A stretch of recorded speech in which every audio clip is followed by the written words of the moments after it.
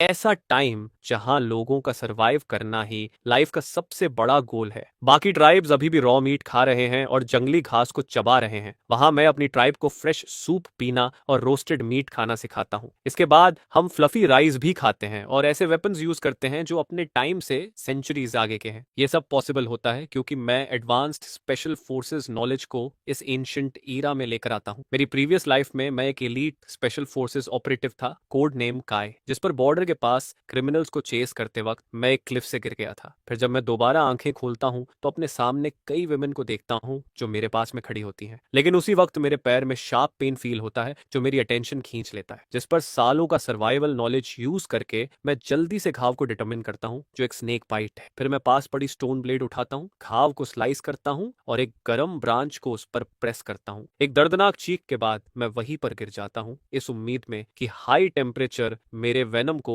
Destroy कर दे। इसके बाद सर्वाइवल के लिए पूरी रात फाइट करने के बाद मैं एक वुमन के हाथ से मीट का एक पीस लेता हूँ और उसे फिनिश करने के बाद इशारों में उससे एक और मांगता हूँ, जिस पर ऑब्वियस आंसर नो होता है। इस छोटी सी ट्राइब में सिर्फ लोग ही हैं और डेली फूड लिमिटेड रहता है। अब विंटर आने वाला है इसलिए उन्हें खाना स्टॉक भी करना होता है। खाना पहले अडल्ट वर्कर्स के पास जाता है, जिस पर मुझे अपना खाना खुद ढूंढना पड़ता है। दिन ब दिन मौसम ठंडा होता जा रहा है और मुझे विंटर के लिए फूड स्टोर करने का कोई तरीका ढूंढना होता है। मुझे पता लगता है कि सबसे इजी मीट अभी फिश ही है। पास में ही फिश कलेक्ट करने की अपॉर्चुनिटी होती है, लेकिन ये ट्राइब फिश नहीं खाती, इसलिए उनके पास फिशिंग टूल्स ही नहीं होते, जिस पर मैं कुछ वाइन्स गैदर करता हूँ और फिश पकड़ने के लिए बास्केट बनाना शुरू करता हूँ। जल्द ही मैं केव एंट्रेंस पर वाइन्स का बड़ा बंडल लेकर लौटता हूँ और बास्केट क्राफ्ट करना शुरू करता हूँ। कई बच्चे आसपास इकट्ठे होकर क्यूरियोसिटी से मुझे देखते हैं। पास ही कुछ वुमेन धूप में घास सुखा रही होती हैं। तबीयत अचानक दूर से एक चीख हवा को चीरती है। चीफ थने और दो और लोग रन करते हुए आते हैं। हर एक के हाथ में मैसिव एक होता है। उसी टाइम एक टेरर बीक जो मीटर से भी ज्यादा लंबा था चीफ के पीछे चार्ज कर रहा था। मैंने तुरंत चिल्लाकर कहा, एग्स को फेंको, लेकिन कोई समझा नहीं। थाइन एग छोड़ने से मना कर देता है और टेरर बीक थेन को छोड़ने से मना कर देता है। कुछ ही मोमेंट्स में बर्ड पास पहुंच जाता है, एक खतरनाक स्ट्राइक, और थैन वहीं ऑन द स्पॉट निकल जाता है। बाकी दो आदमी ये देखकर तुरंत अपने एग्स फेंक देते हैं और जंगल की तरफ भागते हैं, ट्रीज पर चढ़कर सेफ हो जाते हैं। मेरे पास खड़े बच्चों ने इतना टेरिफाइंग सीन कभी नहीं देखा था। वो पैनिक में चिल्लाने लगते हैं। टेरर बीक अपना टारगेट खोकर वापस घूमता है और केव के पास बच्चों की तरफ चार्ज कर देता है। ये देखते ही मैं जल्दी से बच्चों को केव के अंदर ले जाता हूँ। अंदर की महिलाएं तेजी से एक बड़ा सा राउंड स्टोन रोल करके एंट्रेंस ब्लॉक कर देती हैं। टेरर बीक अंदर नहीं जा पाता तो वापस थेन की बॉडी की तरफ मुड़ता है और उसे खाना शुरू कर देता है। मैं एक डिसीजन लेता हूँ, इस बर्ड को मरना होगा। इसने ह्यूमन फ्लैश टेस्ट कर लिया है और ट्राइब की लोकेशन जान चुका है, वरना ट्राइब को कभी पीस नहीं मिलेगा। लेकिन मेरे पास वेपन्स नहीं है, डायरेक्ट फाइट इम्पॉसिबल है। फिर मेरी नजर बर्ड की लॉन्ग पावरफुल लेग्स पर जाती है। मेरी आंखें लाइट अप हो जाती हैं। मैं तुरंत प्रिपरेशन शुरू करता हूँ। पहले मैं 2 फिस्ट साइज्ड स्टोन्स ढूंढता हूँ। मैं अपनी वेस्ट पर लिपटी स्नेक स्किन निकालता हूँ और हर एंड पर एक स्टोन टाई कर देता हूँ। इस मेकशिफ्ट बोला के कंप्लीट होते ही मैं केव एंट्रेंस के एक गैप से बाहर स्लिप हो जाता हूँ। अंदर के लोग शॉक्ड हो जाते हैं। वो मुझे वापस पुल करना चाहते हैं, लेकिन उन्हें डर है कि टेरर बीक फिर अट्रैक्ट हो जाएगा। वो बस अंदर से एंग्जाइटी में देखते रह जाते हैं। मैं बुश में क्वाइटली छुपता हूँ, थोड़ा लो रह के आगे बढ़ता हूँ। मैं टेरर बीक से लगभग 5 से 600 मीटर्स दूर रुकता हूँ। बर्ड अभी भी अपना मील एंजॉय कर रहा था, अनअवेयर कि वो अब मेरा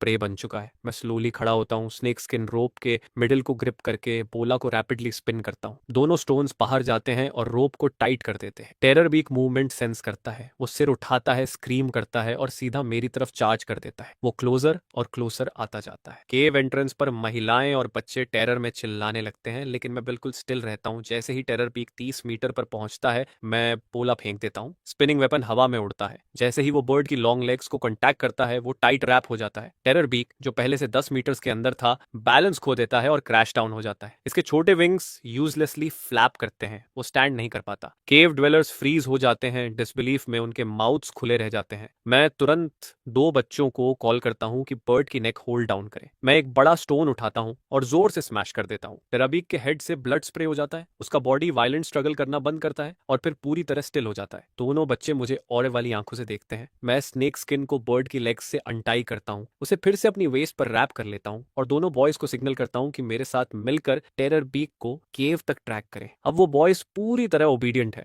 बिल्कुल डिवोटेड फॉलोअर्स की तरह। हम तीनों मिलकर उस मैसिव बर्ड को उसकी लेग्स पकड़कर केव की तरफ खींचते हैं। जब केव डिवेलर्स देखते हैं कि 3 लोग इतना इनॉर्मस स्किल लेकर आ रहे हैं तो वो अंदर नहीं रह पाते। वो एक्साइटेडली हाउल करते हैं, बोल्डर को साइड में पुश करते हैं और हेल्प करने बाहर भागते हैं। डिस्टेंस में वो 2 एडल्ट मैन जो ट्रीज पर चढ़े थे अब नीचे उतरते हैं। वो पूरा हंट देख लेते हैं। मैंने अकेले टेरर बीक को डाउन किया था। वो डीपली इंप्रेस्ड हो जाते हैं। ये पहली बार है जब उनकी ट्राइब ने इतना बड़ा प्ले कैप्चर किया है। केव पर वापस आकर मैं विमेन को बताता हूँ कि फेदर्स मेरे लिए सेव करें, बाकी वो हैंडल कर सकती हैं। डेंजर पास होने के बाद मैं अपना बास्केट वीव करना कंटिन्यू करता हूँ। लगभग 1 आवर बाद 2 वोवन बास्केट्स कंप्लीट हो जाते हैं। मैं उन्हें कुछ टेरर बियर्ड्स से फिल करता हूँ और स्ट्रीम की तरफ निकल पड़ता हूँ। एक वुमन मुझे अकेले स्ट्रीम जाते देख फॉलो करती है। उसे लगता है मैं केपेबल हूँ और वो मुझ पर नजर रखना चाहती है। जो 2 बॉयज अभी अभी मेरी लॉयल्टी प्लेज कर चुके थे वो मुझे एक और स्ट्रेंज कंट्रैप्शन कैरी करते देख लेते हैं और तुरंत मेरे पीछे दौड़ पड़ते हैं। हम चारों जल्दी स्ट्रीम तक पहुंच जाते हैं। मैं बैंक पर खड़ा होकर केयरफुली ऑब्जर्व करता हूँ। जो मैं देखता हूँ उससे मेरा हार्ट रेस करने लगता है। बस कुछ मिनट्स में मैं कई बार बिग फिश को स्मॉल फिश खाते हुए देखता हूँ। इस स्ट्रीम में कार्निवोरस फिश है, लेकिन मानना पड़ेगा इकोसिस्टम यहाँ प्रिस्टीन है। वाटर इतना क्लियर है कि बॉटम तक दिख जाता है और फिश हर जगह है। मैं एक अच्छा स्पॉट चूज करता हूँ, बास्केट से जुड़ी ग्रास रोप ग्रिप करता हूँ और उसे पानी में लोअर कर देता हूँ। मीट की सेंट तेजी से फैल जाती है। 20 मीटर्स के अंदर की फिश एजिटेटेड हो जाती हैं, तेजी से बास्केट की तरफ स्विम करती हैं और अंदर डाइव करके इनर्ट्स के लिए फाइट करने लगती हैं। मैं बास्केट को झटके से पानी से बाहर यंक कर लेता हूँ। जो फिश एस्केप कर गई वो अलग, लेकिन 4 बड़ी फिश अंदर रह जाती हैं और स्ट्रीम की बाकी फिश भी भागती नहीं है। वो नीचे स्वॉर्म कर रही हैं, स्क्रैप्स के लिए अभी भी फाइट कर रही हैं। ये बिल्कुल पार्क में केओआई को फीड करने जैसा फील होता है। 2 बच्चे और वो एडल्ट वुमन अमेज्ड रह जाते हैं। उस स्ट्रेंज चीज को पानी में डालकर ऊपर खींचने से वो ये लेगलेस क्रीचर्स पकड़ सकते हैं, लेकिन उन्हें अभी भी समझ नहीं आता क्यों। मैं चारों फिश को ग्राउंड पर डंप करता हूँ, केयरफुली क्लीन करता हूँ, एक पीस सुशीमी का कट करके खा लेता हूँ। मुझे रॉ फिश डिवॉर करते देख उन्हें तुरंत समझ आ जाता है कि ये फूड है। वो मुझे मिमिक करते हैं, पीस काट कर अपने माउथ में डाल लेते हैं। वुमन की आंखें इंस्टेंटली लाइट अप हो जाती हैं। उसे रियलाइज होता है कि ये एक न्यू फूड सोर्स है। वो एक्साइटेडली चैटर करती है और जेस्चर्स से कहती है कि मैं उसे फिश पकड़ना सिखाऊं, लेकिन मैं उसे ये काम नहीं करने देता। मैं उसे और एक बच्चे को फिश क्लीन करने के लिए असाइन करता हूं, जबकि दूसरा बच्चा ग्रास से क्लीन्ड फिश को एक स्टिक पर स्ट्रिंग करके ट्राइब तक कैरी करने के लिए तैयार करता है। मैं फिश पकड़ना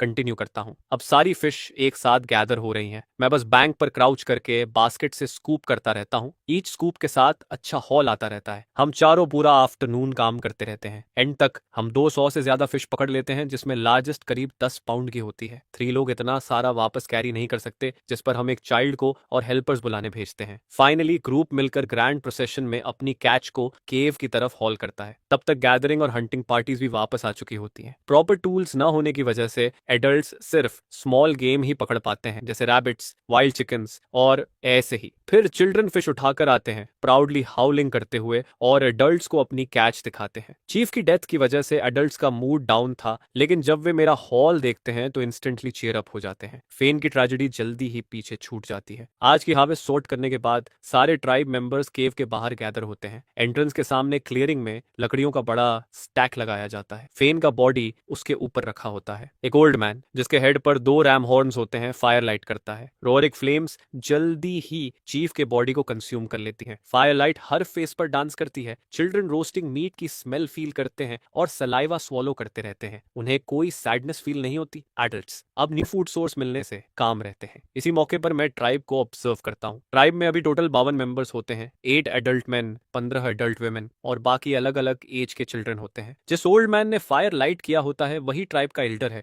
ओल्डेस्ट होने की वजह से सब उसे ट्राइब का सबसे वाइज पर्सन मानते हैं। थॉ इसका शायद उसे सेकंड प्लेस से सेटल करना पड़े, क्योंकि मैं धीरे धीरे सबके हार्ट्स में उसकी जगह ले रहा हूँ। मैन ऐसा भी होता है जिसके 6 फिंगर्स होते हैं और वो वुडन क्लब यूज करना प्रेफर करता है। लाइकली इनब्रीडिंग की वजह से वो थोड़ा सिंपल माइंडेड लगता है। 6 के पास ही फेदर होता है, जो फेदर नेकलेस पहनता है। वो क्लेवर दिखता है और 6 की तरह वुडन क्लब प्रेफर करता है। फेदर के पीछे स्टोन होता है, जो बोन नेकलेस पहनता है और स्टोन्स को वेपन्स की तरह यूज करता है। थोड़ी डिस्टेंस पर एक 15 ईयर ओल्ड यूथ खड़ा होता है, जिसके सिर्फ एक ईयर होता है और लेफ्ट चीक पर 4 स्कार्स होते हैं। उसका वेपन स्ट्रेट लेग बोन से बना स्पीयर होता है। स्कार के पास 17 ईयर ओल्ड फैंग होता है। उसका फादर 2 जनरेशन पहले चीफ था। उसके weapons 2 foot long sabre tooth tiger fangs होते हैं। फिर ऑक्स होता है। ट्राइब का सबसे टॉल और पावरफुली बिल्ट। उसका वेपन सिंपल और ब्रूटल होता है, सिर्फ एक लेग बोन। फाइनली फ्लिंट होता है जो केन के सहारे चलता है। वो अब गैदरिंग ग्रुप को फॉलो करता है, पाथ फाइंडिंग और वॉच ड्यूटी संभालता है। उसे स्टोन टूल्स शार्पन करना बहुत पसंद है। कहते हैं मरने से पहले स्टोन प्लेट ग्राइंड करना उसका बिगेस्ट ड्रीम है। ओवरऑल सारे मेन में स्कार, फैंग और ऑक्स ट्राइब की टॉप फाइटिंग पावर रिप्रेजेंट करते हैं। चीफ को बर्न करने के बाद डार्कनेस फॉल हो जाती है। एल्डर हॉर्न की लीड में सब केव के अंदर फूड डिवाइड करने जाते हैं, क्योंकि किसी ने पहले कभी फिश नहीं खाई होती, आज एक्सेप्शन बनाया जाता है। फूड डिस्ट्रीब्यूट करने की जिम्मेदारी मैं लेता हूँ। मैं एक प्री रोस्टेड फिश उठाता हूँ और बोन्स निकाल कर खाने का तरीका डेमोन्स्ट्रेट करता हूँ। सब मुझे मिमिक करते हैं और रिलिश के साथ खाते हैं। शायद पहली बार पेट भरकर खाने की वजह से सब और ज्यादा हैप्पी हो जाते हैं। कुछ लोग खाते खाते डांस भी करने लगते हैं। ये सीन मुझे अचानक होम जैसा फील कराता है। मैं साइलेंटली वाउ करता हूँ कि ट्राइब को बेटर लाइफ की तरफ लीड करूंगा। सबके खाने के बाद एल्डर हॉर्न एक चार्ट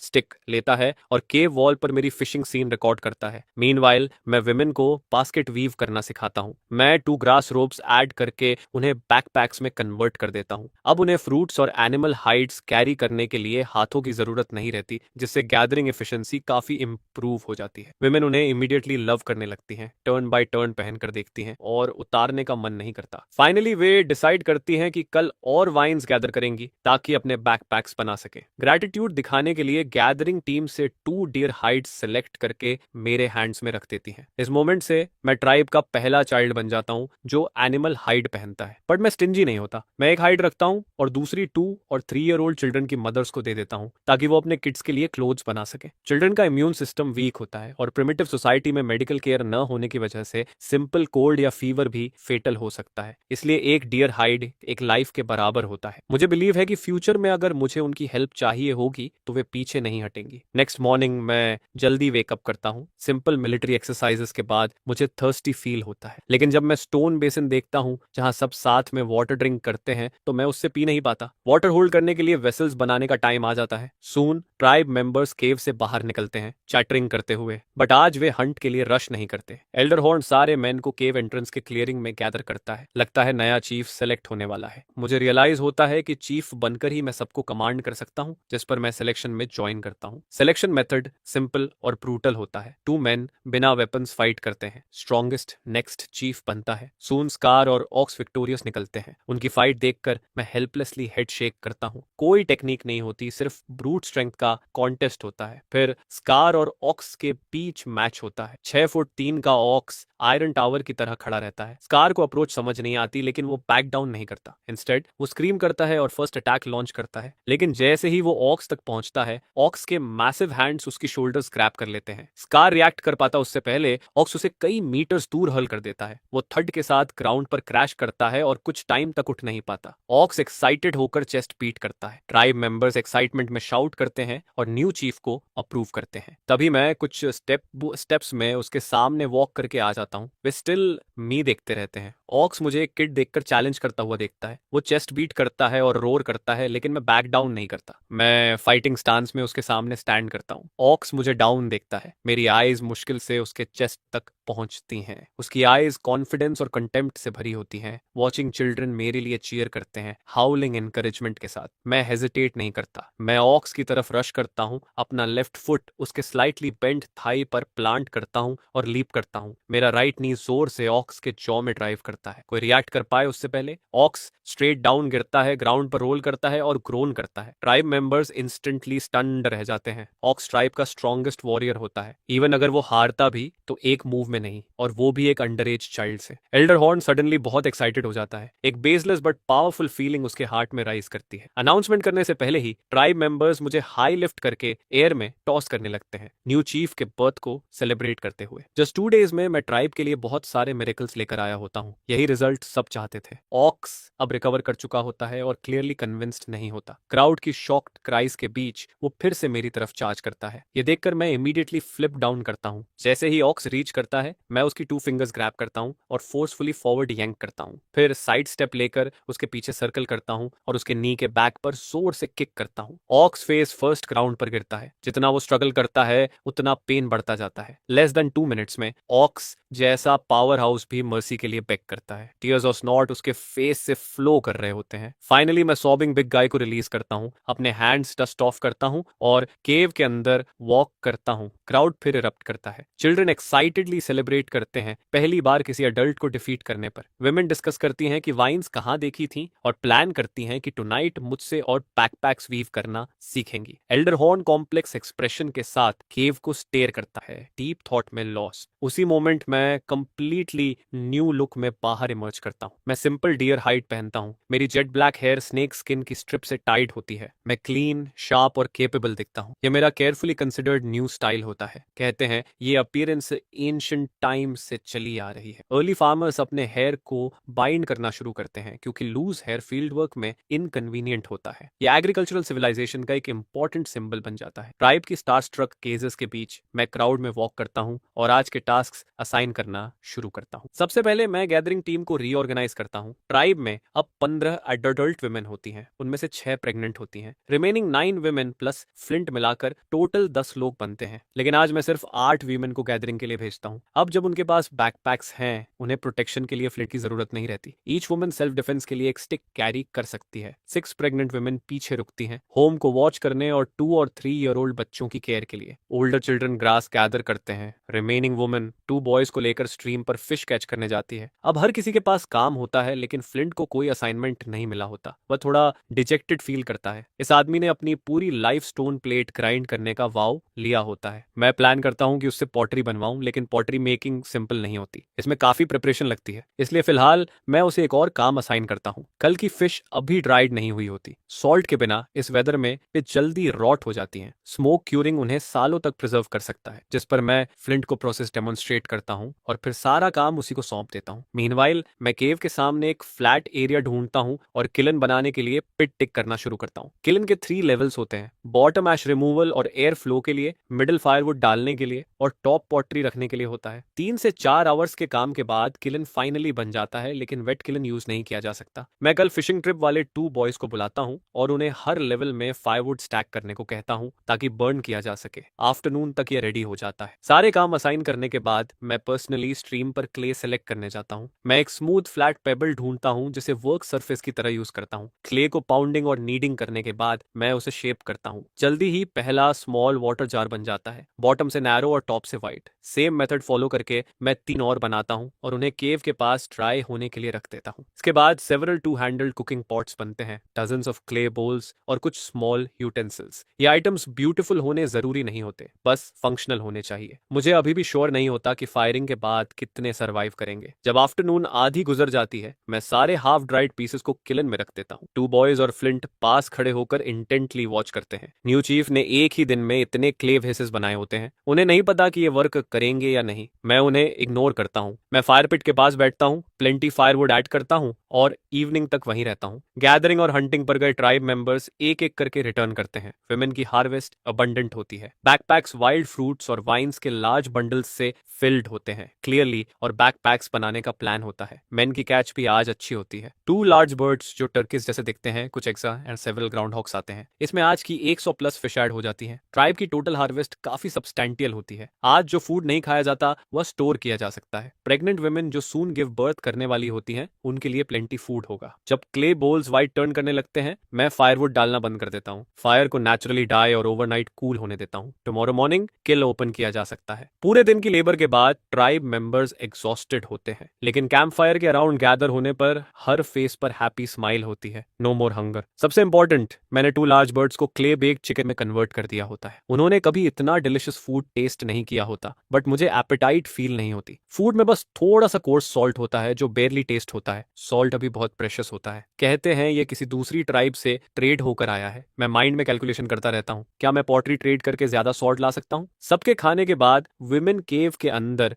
बास्केट्स वीव करने लौट जाती हैं। उन्हें रियलाइज हो चुका होता है कि बैकपैक्स ट्रूली यूजफुल हैं। टुडे गैदरिंग टीम में कम लोग होने के बावजूद उन्होंने पहले से ज्यादा कलेक्ट किया होता है। मैं सारे एनिमल हाइड्स डिस्ट्रीब्यूट करता हूँ। अब कई चिल्ड्रन ब्लैंकेट्स के नीचे टुगेदर हडल कर सकते हैं। नेक्स्ट मॉर्निंग मैं इमीडिएटली पॉटरी फायरिंग के रिजल्ट्स चेक चेक करता हूँ। फ्लिंट एल्डर हॉर्न के साथ दौड़ता हुआ आता है, नर्वसली चैटर करते हुए। मैं खुद भी एक्सट्रीमली नर्वस होता हूँ। मेरी सॉल्ट ट्रेडिंग प्लान और मीट सूप का ड्रीम सब इसी पर डिपेंड करता है। गोल्डन एग तोड़ने जैसी एंटिसिपेशन के साथ मैं किलन की डर्ट कवर हटाता हूँ और अंदर पीयर करता हूँ। सारे clay bowls vibrant terracotta red होते हैं और अनएक्सपेक्टेडली स्मूथ दिखते हैं। यह देखकर फ्लिंट एक बोल उठा लेता है और एक्साइटेडली उस पर हाथ फेरता है। फिर वह स्टंबल करता हुआ केव की तरफ भागता है। मोमेंट्स बाद वह वाटर से भरा बोल लेकर वापस आता है, जॉय में हाउलिंग करता हुआ, और ट्राइब को प्राउडली ये ब्यूटीफुल वाटर होल्डिंग वेसल दिखाता है। मैं स्माइल करता हूँ और पॉटरी निकालना कंटिन्यू करता हूँ। 4 कुकिंग पॉट्स और 4 स्मॉल वाटर जार्स परफेक्टली निकलते हैं। स्मूथ सर्फेसेस होती हैं बिना किसी क्रैक के। 8 स्पून्स में से सिर्फ 2 सर्वाइव करते हैं, बाकी मेल्ट होकर आपस में स्टिक हो जाते हैं। 20+ क्ले बोल्स में से सिर्फ 12 यूजेबल होती हैं। Piece after piece terracotta pottery kiln से बाहर आती है। ट्राइब मेंबर्स सिर्फ शॉक और एक्साइटमेंट फील करते हैं। फैंग और ऑक्स फास्टेस्ट मूव करते हैं। दोनों एक एक जार उठाते हैं और स्ट्रीम की तरफ रन करते हैं। सून वे वाटर से भरे जार्स लेकर रिटर्न करते हैं। एल्डर हॉर्न एक्साइटेड होता है लेकिन कंपोजर मेंटेन करता है। वह जेस्चर करके मुझसे पूछता है कि यह सब कैसे हुआ। आंसर देने से पहले ही कल के 2 हेल्पर्स ईगरली एक्सप्लेन करने लगते हैं, लेकिन मेरी मेन कंसर्न सॉल्ट ट्रेड को लेकर होती है। मैं ये क्वेश्चन एल्डर हॉर्न के सामने रखता हूँ। अनएक्सपेक्टेडली एल्डर हॉर्न मुझे ऐसे देखता है जैसे मैं कोई वेस्टफुल चाइल्ड हूँ। वह पॉटरी पीसेस की तरफ पॉइंट करता है, फिर ट्राइब के एडल्ट्स और चिल्ड्रन की तरफ, और उनकी लैंग्वेज में एक्सप्लेन करता है कि ये चीजें कितनी प्रेशियस है। जब मैं फाइनली समझता हूँ, मैं कंप्लीटली शॉक्ड होता हूँ। इवन एक सिंगल बोल ऑलमोस्ट अडल्ट बॉय या 2 गर्ल्स के बदले ट्रेड हो सकती है। वाटर जार्स और कुकिंग पॉट्स तो और भी ज्यादा वैल्यूएबल होते हैं। डिफरेंट ट्राइब्स के बीच water holding vessels extremely rare होती हैं। Lifetime stone plate grind करना नॉर्मल माना जाता है। मोर वेसल्स पाने के लिए कुछ ट्राइब्स बिना हेजिटेशन लोगों को ट्रेड कर देते हैं। वे सोचते हैं ज्यादा पीपल यूजलेस हैं और सिर्फ फूड कंज्यूम करते हैं, बट मैं बिलीव करता हूँ कि ज्यादा पीपल ज्यादा फूड ला सकते हैं और ट्राइब की फाइटिंग स्ट्रेंथ इंक्रीज कर सकते हैं। न्यू मेंबर्स ट्राइब में फ्रेश ब्लड लाते हैं। यह सोचकर मैं इमीडिएटली ट्रेडिंग मिशन असाइन करता हूँ। एल्डर हॉर्न और हंटिंग पार्टी के 7 मेंबर्स सेट आउट करते हैं। 1 वाटर जार, 1 कुकिंग पॉट और 3 क्ले बोल्स ट्रेड के लिए दिए जाते हैं। वाटर जार के बदले 2 एडल्ट वुमेन, कुकिंग पॉट के बदले 2 almost adult boys, 3 clay bowls precious salt crystals के बदले जो माउंटेन रॉक से कलेक्ट होती हैं। अगर सॉल्ट न मिले तो बोल्स गर्ल्स के बदले ट्रेड की जाए। इंस्ट्रक्शंस देने के बाद ग्रुप इमीडिएटली डिपार्ट करता है। मैं बाकी ट्राइब मेंबर्स को टास्क्स असाइन करना कंटिन्यू करता हूँ। ट्रेड वेस्ट की ट्राइब से होता है, माउंटेन और वैली क्रॉस करके। ग्रुप जल्दी डेस्टिनेशन रीच करता है। यह ट्राइब रिवर स्टोन ट्राइब से थोड़ी बड़ी होती है, करीब 80 से 90 पीपल। दोनों ट्राइब्स पहले भी ट्रेड कर चुकी होती हैं। एल्डर हॉर्न की ग्रुप को गुड्स के साथ आते देख दूसरी ट्राइब का चीफ पॉल्ट कैप ग्रीट करने बाहर आता है। शॉर्ट कॉन्वर्सेशन के बाद एल्डर हॉर्न बैकपैक से क्ले बोल निकालकर उसे देता है। सॉल्ट के बदले ट्रेड करने को कहा जाता है। बॉल्ट कैप की आईज इंस्टेंटली लाइट अप हो जाती हैं। क्ले बोल अंदर बाहर से स्मूथ होती है और स्टोन बेसिन से काफी लाइटर होती है। वह तुरंत 2 ट्राइब मेंबर्स को small bag of white crystals लाने भेजता है और एल्डर हॉर्न को देता है, बट एल्डर हॉर्न बैग को देखता है और हेड शेक करता है। हमें ज्यादा चाहिए और इस बार हम 2 एडल्ट वुमेन भी ट्रेड करना चाहते हैं। फिर वह ऑक्स को वाटर जार निकालने का सिग्नल देता है। बॉल्ट कैप स्टन रह जाता है। यह स्टोन बेसिन ह्यूज होती है, इसमें बहुत ज्यादा वाटर स्टोर हो सकता है, बट नेक्स्ट मोमेंट वह हेजिटेट करता है। ट्रेडिंग के लिए 2 औरतों को इतना बड़ा स्टोन बेसिन देकर लेना एक अच्छा डील लगता है, लेकिन अभी ऑटम का टाइम चल रहा होता है जो फूड कलेक्ट करने का सीजन माना जाता है, जिस पर एक इंसान कम होने का मतलब होता है कम हार्वेस्ट। इस बात पर थोड़ा सोचा जाता है, लेकिन आखिर में वो हल्की स्माइल के साथ एग्री कर जाता है, क्योंकि एक इंसान कम होने से कंजम्पशन भी कम होता है और यह उसे एक स्मार्ट डील फील होता है। इसके बाद 2 दुबली पतली औरतों को सामने लाया जाता है जो एडल्ट सिस्टर्स होती हैं। बड़ी बहन अपनी गोद में करीब 4 साल का छोटा बच्चा पकड़े रहती है। बच्चे की आंखें बंद होती हैं और उसका शरीर बिल्कुल शांत रहता है, जो देखकर साफ लगता है कि वो ठीक नहीं है। फिर कहा जाता है कि इन दोनों लोगों के बदले बड़ा स्टोन बेसिन मिलेगा और बच्चे को साथ में दे दिया जाएगा। यह सुनकर बाल्ट कैप हल्के से हाथ हिलाता है, जैसे जल्दी में उन्हें आगे बढ़ने का इशारा कर रहा हो, जिस पर एल्डर हॉर्न उन दोनों कमजोर औरतों को देखता है लेकिन कुछ नहीं कहता। इसके बाद वो स्टोन से कहता है कि बैकपैक से कुकिंग पॉट और बाकी क्ले बोल्स निकालो। फिर वो बोलता है कि अगर चाहिए तो ट्रेड कर सकते हो। चीफ बॉल्ट कैप पहले ही बड़ा जार ले चुका होता है। अब जब वो छोटा वाला देखता है तो उसे पसंद तो आता है, लेकिन वो इशारे से मना कर देता है। ये देखकर एल्डर हॉर्न को मेरे सुबह दिए गए इंस्ट्रक्शंस याद आते हैं, जिस पर वो वहीं पर डेमोन्स्ट्रेशन शुरू करता है। वो क्ले पॉट में मीट सूप बनाना शुरू करता है। थोड़ी ही देर में पॉट से एक अच्छी खुशबू फैलने लगती है, जिसे फील करते ही बाकी ट्राइब मेंबर्स का ध्यान उधर चला जाता है। उन्हें समझ आता है कि मीट इस तरह भी खाया जा सकता है, जिस पर चीफ बॉल्ट कैप जल्दी से एल्डर हॉर्न के हाथ से क्ले बोल लेता है। बोल में सूप और मीट के टुकड़े होते हैं। वो थोड़ा हेजिटेट करते हुए एक सिप लेता है और उसी पल उसका रिएक्शन बदल जाता है। सूप का टेस्ट उसे काफी अच्छा लगता है। ऊपर हल्की ऑयल की लेयर होती है और मीट सॉफ्ट और जूसी होता है, जिसे खाते ही उसका पूरा बॉडी अच्छा फील करता है। इसके बाद उसके मन में साफ हो जाता है कि ट्रेड करना सही रहेगा। अब बॉल्ड कैप ज्यादा ओपन हो जाता है। वो लोगों को सौंप देता है और अपने लोगों से नमक से भरा एक पैक मंगवाता है, जो ऑक्स का पूरा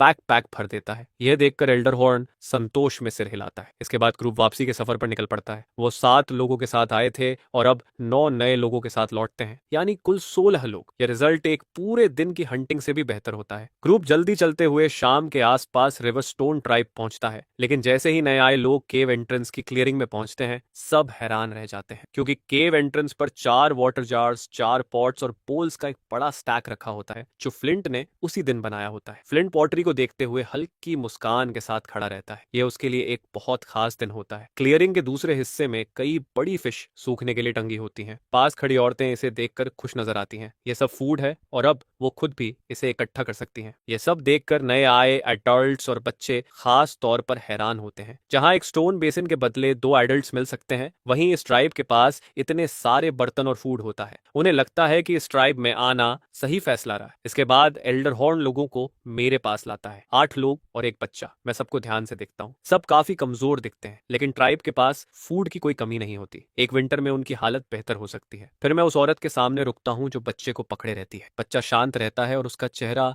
गर्म लगता है। मैं उसके माथे को टच करता हूँ, जो काफी गर्म होता है। यह फील करते ही मैं उन्हें केव के अंदर ले जाता हूँ। सबसे पहले मैं एक एनिमल हाइड लाकर माँ और बच्चे को उसमें रैप करता हूँ और फायर पिट के पास बैठाता हूँ, ताकि वो वार्म हो सके। इस दौरान मैं सोचता रहता हूँ कि बिना मेडिसिन के फीवर कैसे कम किया जाए। तब मुझे एक तरीका याद आता है, स्क्रैपिंग थेरेपी। ये सोचते ही मैं तैयारी शुरू करता हूँ। पहले क्लियर फिश सूप को आग पर रखता हूँ, फिर स्क्रैपिंग के लिए एक स्मूथ बोन ढूंढता हूँ। टेराबक की पीक का छोटा हिस्सा इसके लिए ठीक रहता है। औरत को समझ नहीं आता कि मैं क्या कर रहा हूँ। वो घबराई हुई होती है, क्योंकि उसका बच्चा पहले से कमजोर होता है। उसकी आंखों में आंसू आ जाते हैं। तब मैं उसके पास जाकर इशारे से समझाता हूँ कि मैं बच्चे की मदद करना चाहता हूँ। वो शब्द नहीं समझती, लेकिन मेरे व्यवहार से उसे भरोसा होता है। थोड़ी हिचक के बाद वो बच्चा मुझे दे देती है। मैं बोन के टुकड़े से बच्चे की स्किन पर हल्के स्क्रैप मार्क्स बनाता हूँ। बच्चा थोड़ी परेशानी में हिलता है, लेकिन कुछ देर बाद शांत हो जाता है। फिर मैं उसे वापस उसकी माँ को दे देता हूँ। इसके बाद मैं फिश सूप का बोल भरकर स्पून से बच्चे को पिलाता हूँ। बच्चा टेस्ट करते ही धीरे धीरे पीने लगता है। यह देखकर मुझे थोड़ी राहत मिलती है। अगर वो खा पा रहा है तो उम्मीद बाकी रहती है। कुछ समय बाद अगर फीवर कम हो जाए तो बच्चा सेफ रह सकता है। यह सोचकर औरत थोड़ी रिलैक्स करती है। उसे नहीं पता कि मैंने क्या किया, लेकिन यह समझ जाती है कि मैंने नुकसान नहीं पहुंचाया। जैसे ही वो रिलैक्स करती है, उसे अपनी भूख महसूस होती है। वो सूप की तरफ देखती है। यह देखकर मैं तुरंत उसके लिए भी फिश सूप का बोल निकाल देता हूँ। फिर मैं बच्चे को एनिमल हाइड में अच्छे से लपेटकर कुछ देर खुद संभालता हूँ। इस वक्त मेरे दिमाग में कई चिंताएं चलती हैं। यहाँ एक मामूली बीमारी भी खतरा बन सकती है। खाने की प्रॉब्लम तो अभी के लिए सॉल्व हो जाती है, लेकिन कपड़ों का सवाल अभी बाकी रहता है। ज्यादा हाइड्स इकट्ठा करने के लिए बड़े जानवर हंट करने पड़ेंगे, लेकिन अभी के वेपन्स उसके लिए सही नहीं है। आगे के हंट्स में मुझे खुद जाना होगा और बेटर वेपन्स के लिए मटेरियल ढूंढना होगा। कम से कम ट्रैप्स बनाना जरूरी होगा। मैं मन ही मन तय करता हूँ कि विंटर आने से पहले सबके पास कपड़े होंगे। सबके खाने के बाद बच्चा पसीने में भीगा हुआ जागता है। मैं उसे वापस उसकी माँ को दे देता हूँ। फिर मैं उसके बालों को बांधकर एक सिंपल सा टॉप नॉट बनाता हूँ और उसे एक नाम देता हूँ, स्प्राउट। ये देखकर औरत बहुत खुश होती है। नया ट्राइब चीफ न सिर्फ उसके बच्चे की मदद करता है, बल्कि उसे बाकी लोगों जैसा मानता है। इससे साफ होता है कि उन्हें एक्सेप्ट कर लिया गया है। इसके बाद मैं अपना इक्विपमेंट बनाना शुरू करता हूँ। मैं एक सीधी लकड़ी चुनता हूँ और टेरेक की लेग बोन से बना स्पीयर पॉइंट उसके सिरे पर लगाता हूँ। इस तरह एक सिंपल बोन स्पीयर तैयार होता है। फिर मैं टेराबीक की बीक के कुछ टुकड़े लेकर उन्हें ग्राइंड करता हूँ और एक छोटा नाइफ बनाता हूँ। बाकी मटेरियल मैं फ्लिंट को दे देता हूँ, ताकि वो भी अपना वेपन बना सके। फिलहाल इक्विपमेंट बस यही 2 चीजें होती हैं। अगली सुबह जब ट्राइब मेंबर्स जागते हैं तो मैं नए टास्क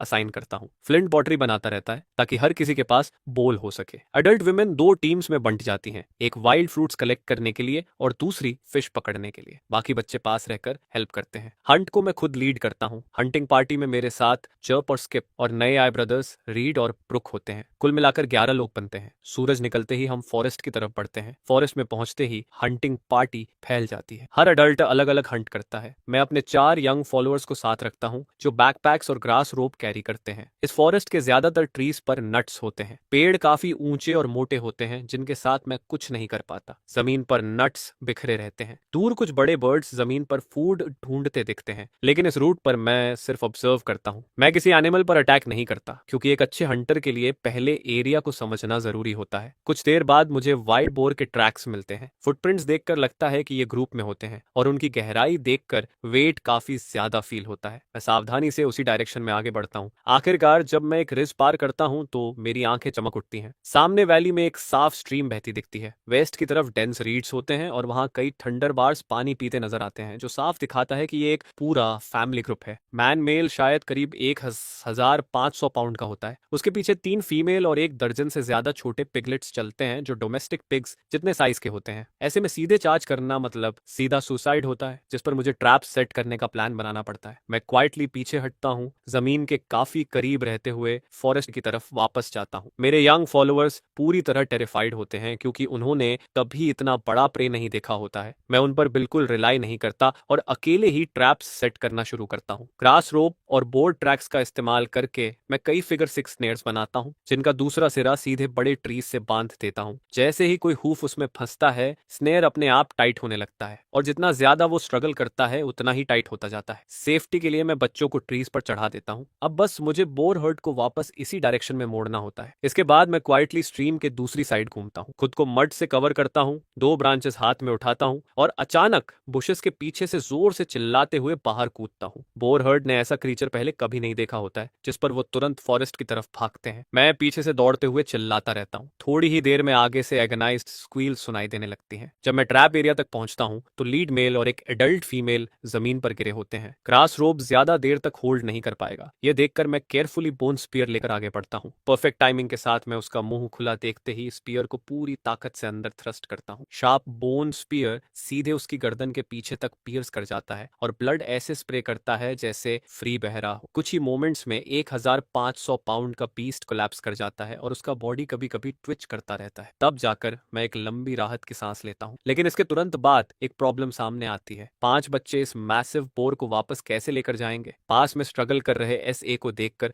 मेरी आंखें अचानक चमक उठती हैं। सबसे पहले मैं एसए को ग्रास रोप से एक ट्री के साथ सिक्योर करता हूँ, फिर बाइटिंग रोकने के लिए उसका मुंह बांध देता हूँ। इसके बाद मैं 2 रोप्स उसके दोनों फ्रंट लेग से बांधता हूँ। आखिर में मेल बार की रोप को एसए के बॉडी से टाई कर देता हूँ। सब कुछ रेडी होने के बाद मैं एसए के स्नाउट को खींचते हुए आगे बढ़ता हूँ। जॉप और स्किप दोनों एसए के एक एक फ्रंट लेग पकड़कर साइड से चलते हैं। रीड और ब्रुक पीछे सिक्योरिटी के लिए स्टिक्स लेकर चलते हैं। हम डेंस फॉरेस्ट के अंदर चलते रहते हैं और आखिर में डिस्टेंस में ट्राइब की केव दिखने लगती है। बाहर ब्रश साफ कर रहा एक यंग ट्राइब मेंबर हमें सबसे पहले देख लेता है और जोर से आवाज लगाता है जिससे पूरी ट्राइब अलर्ट हो जाती है। जल्दी ही सब लोग बाहर निकल आते हैं, लेकिन कोई भी पास आने की हिम्मत नहीं करता क्योंकि उन्होंने इतना बड़ा प्रे पहले कभी नहीं देखा होता है। मैं फ्लिंट को बुलाता हूँ और उसे वाटर जार और सॉल्ट रेडी करने को कहता हूँ। फ्लिंट जार लाता है जिस पर मैं जमीन में एक पिट खोदता हूँ और जार को उसमें रख देता हूँ ताकि उसका माउथ थोड़ा सा ग्राउंड के ऊपर रहे। इसके बाद सब लोग एसए को जार के पास पकड़ते हैं। मैं अपना नाइफ उसकी गर्दन में प्लंज करता हूँ। ब्लड बिना वेस्ट हुए सीधे जार में फ्लो करता है और थोड़ी ही देर में जार ब्रिम तक भर जाता है। फिर मैं उसमें सॉल्ट वाटर डालकर अच्छे से स्टर करता हूँ। कुछ समय में यह रात के सूप के लिए टेस्टी ब्लड पुडिंग बन जाएगा। थंडरबार की हाइड से बूट्स या बैग्स बनाए जा सकते हैं और ये दोनों बोर्स काफी मटेरियल देंगे। हाइड के नीचे व्हाइट लार्ड की लेयर होती है जो 4 फिंगर्स थिक होती है, जिसे मैं जल्द ही फायर पर रेंडर करता हूँ। लंग्स को छोड़कर बाकी सब एडिबल होता है और बड़े बोन्स को भी निकाल लिया जाता है ताकि उन्हें ग्राइंड करके वेपन्स बनाए जा सकें। पूरा आफ्टरनून इन करीब 2000 पाउंड के पोर्स को प्रोसेस करने में निकल जाता है। काम बहुत एग्जॉस्टिंग होता है लेकिन रिजल्ट काफी रिवॉर्डिंग फील होता है। स्मोकिंग रैक्स हर साइज के मीट चंक से भर जाते हैं। एक जार में कुक्ड ब्लड पुडिंग होता है और 3 जार्स प्योर व्हाइट लार्ड से ब्रिम होते हैं। बच्चे क्रिस्पी पोर्क क्रैकलिंग्स उठाकर हंसते रहते हैं और लिटिल स्प्राउट भी फीस्ट एंजॉय करता है। शाम को जब फ्लिंट किलन खोलकर पॉटरी निकालता है, उसी वक्त मेन वर्क ग्रुप्स अपने पूरे दिन के काम से वापस लौटते हैं। फिशिंग टीम कई 100 फिश लेकर आती है। हंटिंग टीम भी अच्छा परफॉर्म करती है। 3 फेजेंट्स, 2 बड़े स्नेक्स, दर्जन भर बर्ड एग्स, 1 दर्जन ग्राउंड स्क्विरल्स और नट्स की एक बास्केट लेकर। इससे भी ज्यादा सरप्राइजिंग बात यह होती है कि आज मेपल गैदरिंग टीम लीड करती है और एक नया फूड सोर्स डिस्कवर करती है, एक बहुत ही स्वीट ट्री रूट। जब उसे काटा जाता है तो तो बाहर की स्किन के अंदर एम्बर कलर की नेचुरल शुगर दिखती है। अगर इन्हें ज्यादा कलेक्ट किया जाए तो व्हाइट शुगर रिफाइन की जा सकती है। मैं खास तौर पर इस डिस्कवरी के लिए उस यंग वुमन की प्रेस करता हूँ। डिनर के टाइम सब लोग बहुत एंजॉय करते हैं, लेकिन इसी दौरान एल्डर हॉर्न का एक्सप्रेशन डार्क हो जाता है। उसके हाथ में रेड स्पाइन से भरी थॉर्नी वाइन होती है और वो मेपल के पीछे भागते हुए उसे बार बार स्ट्राइक करता है। ओरिजिनल ओनर की मेमोरीज से मुझे पता होता है कि ये वाइन ट्राइब का डिसिप्लिनरी टूल होता है, जिसे सिर्फ सीरियस ऑफेंस पर यूज किया जाता है। ये देखकर मैं तुरंत बीच में इंटरवीन करता हूँ, एंग्री एल्डर को रोकता हूँ और पूछता हूँ कि वो उसे प्यूनिश क्यों कर रहा है। एल्डर बताता है कि ये रूट्स थर्न ट्री का बैट होती हैं और जो भी इन्हें खाता है उसे वही ट्री खा जाता है। ये सुनते ही मैं सबको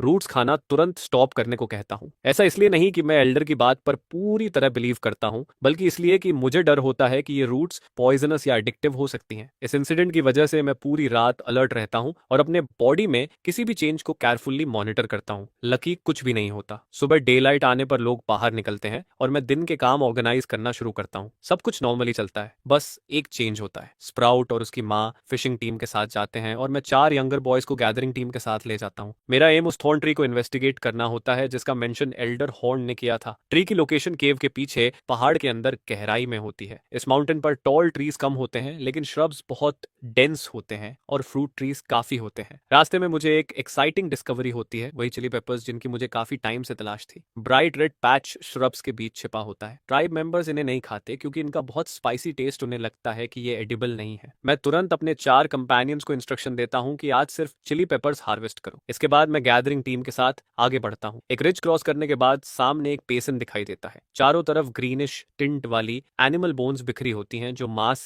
क्रेव जैसी लगती हैं। बेसिन के सेंटर में करीब 100 मीटर ऊंचा एक स्ट्रेंज ट्री खड़ा होता है। उसकी रूट्स लगभग 500 मीटर के रेडियस में फैली होती हैं। सेंटर की तरफ जाते हुए रूट पल्प्स ज्यादा दिखाई देते हैं, जैसे एनिमल्स को ट्रंक की तरफ लूर करने के लिए डिजाइन किया गया हो। मेरी इंस्टिंक्ट्स साफ वार्न करती हैं कि ट्रंक के पास जाना ज्यादा डेंजर वाला है। फिर भी मैं क्लोजर जाने का फैसला करता हूँ, इस कॉन्फिडेंस के साथ कि जरूरत पड़ी तो एस्केप कर सकता हूँ। हर कदम पर मैं अपने बोन स्पीयर से जमीन प्रोब करता हुआ आगे बढ़ता हूँ। जैसे ही स्पीयर ट्री के कैनोपी के नीचे की एरिया को टच करता है, मेरी ट्रेनिंग इंस्टेंटली अलर्ट देती है, डेंजर क्लोज है। मैं तुरंत स्पीयर पीछे खींचता हूँ और उसी पाथ से रिट्रीट करता हूँ। उसी पल हवा में वुश की आवाज गूंजती है और दर्जन भर थॉर्न्स, हर एक करीब 1 मीटर लंबा, जमीन में सीधा आकर घुस जाता है, ठीक उसी जगह जहां स्पीयर ने टच किया था। हर थॉर्न करीब 1 सेंटीमीटर मोटा होता है और उसके टेल एंड पर पी साइज्ड सफेद फ्लावर होता है। ये नेचुरल एरोज होते हैं। ये देखकर मेरा एक्साइटमेंट बढ़ जाता है और मेरे दिमाग में स्ट्रॉ बोर्ड से एरोज बोरो करने वाली स्टोरी फ्लैश हो जाती है। मैं अपनी वोवन बास्केट को टारगेट बनाता हूँ, उसमें एक लंबी रोप बांधता हूँ और उसे कैनोपी के नीचे फेंक देता हूँ। वोश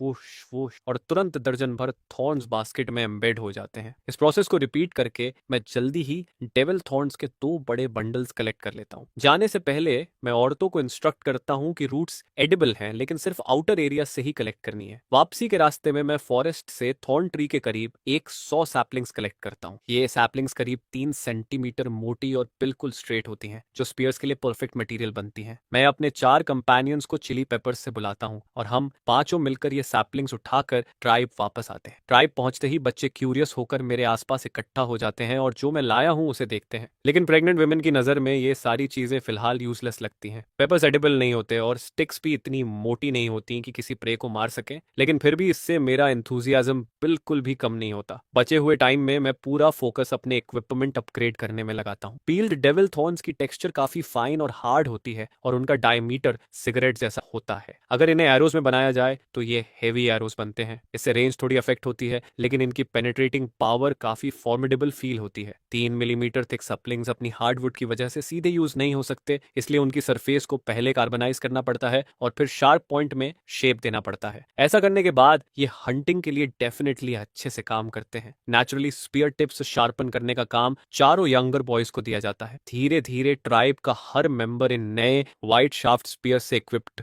होने लगता है। अब बस एक चीज मिसिंग रहती है, बो। करंट कंडीशन में सिर्फ लॉन्ग बो बनाना पॉसिबल होता है, भले ही वो थोड़ा कमर्शियल हो, लेकिन उसकी पावर फिर भी फॉर्मेबल रहती है। लॉन्ग बो बनाने के लिए फर वुड की जरूरत होती है। जिस फॉरेस्ट में हमने कल वाइल्ड बोर पकड़ा था, वहां कुछ फर ट्रीज मौजूद होते हैं, बस मुझे सही साइज के पीसेस ढूंढने होते हैं। लेकिन सच में जो चीज मुझे सबसे ज्यादा वैल्यूएबल लगती है वो है बोर हंट के दौरान डिस्कवर हुआ एलो। एलो के फाइबर्स और लीव्स रोप्स बनाने के लिए एक्सीलेंट मटेरियल होते हैं और इन्हें वीव करके कपड़े भी बनाए जा सकते हैं। भले ही ये रेमी जितने अच्छे ना हो, लेकिन एनिमल हाइड से कहीं बेहतर और काफी ड्यूरेबल होते हैं। सबसे इंपॉर्टेंट बात यह होती है कि एलो लीव्स का जूस वुंड्स को ट्रीट कर सकता है। इसमें एंटी इन्फ्लेमेटरी और डिटॉक्सिफाइंग प्रॉपर्टीज होती हैं। साथ ही ये हीट क्लियर करने और फीवर रिड्यूस करने में भी मदद करता है। ये सब सोचकर मैं डिसाइड करता हूँ कि नेक्स्ट ईयर से लार्ज स्केल एलो कल्टीवेशन शुरू की जाएगी। तब तक ट्राइब मेंबर्स के पास पहनने के लिए कपड़े होंगे और हंटिंग इंजरीज से होने वाली इन्फेक्शंस और डेथ्स भी काफी कम हो जाएंगी। अगले दिन मैं उसी फॉरेस्ट में पहुंचता हूं जहां वाइल्ड बोर पकड़ा गया था। मेरी किस्मत अच्छी होती है कि मुझे 2 फर ट्रीज मिल जाते हैं जो किसी जानवर द्वारा गिराए गए होते हैं और पहले से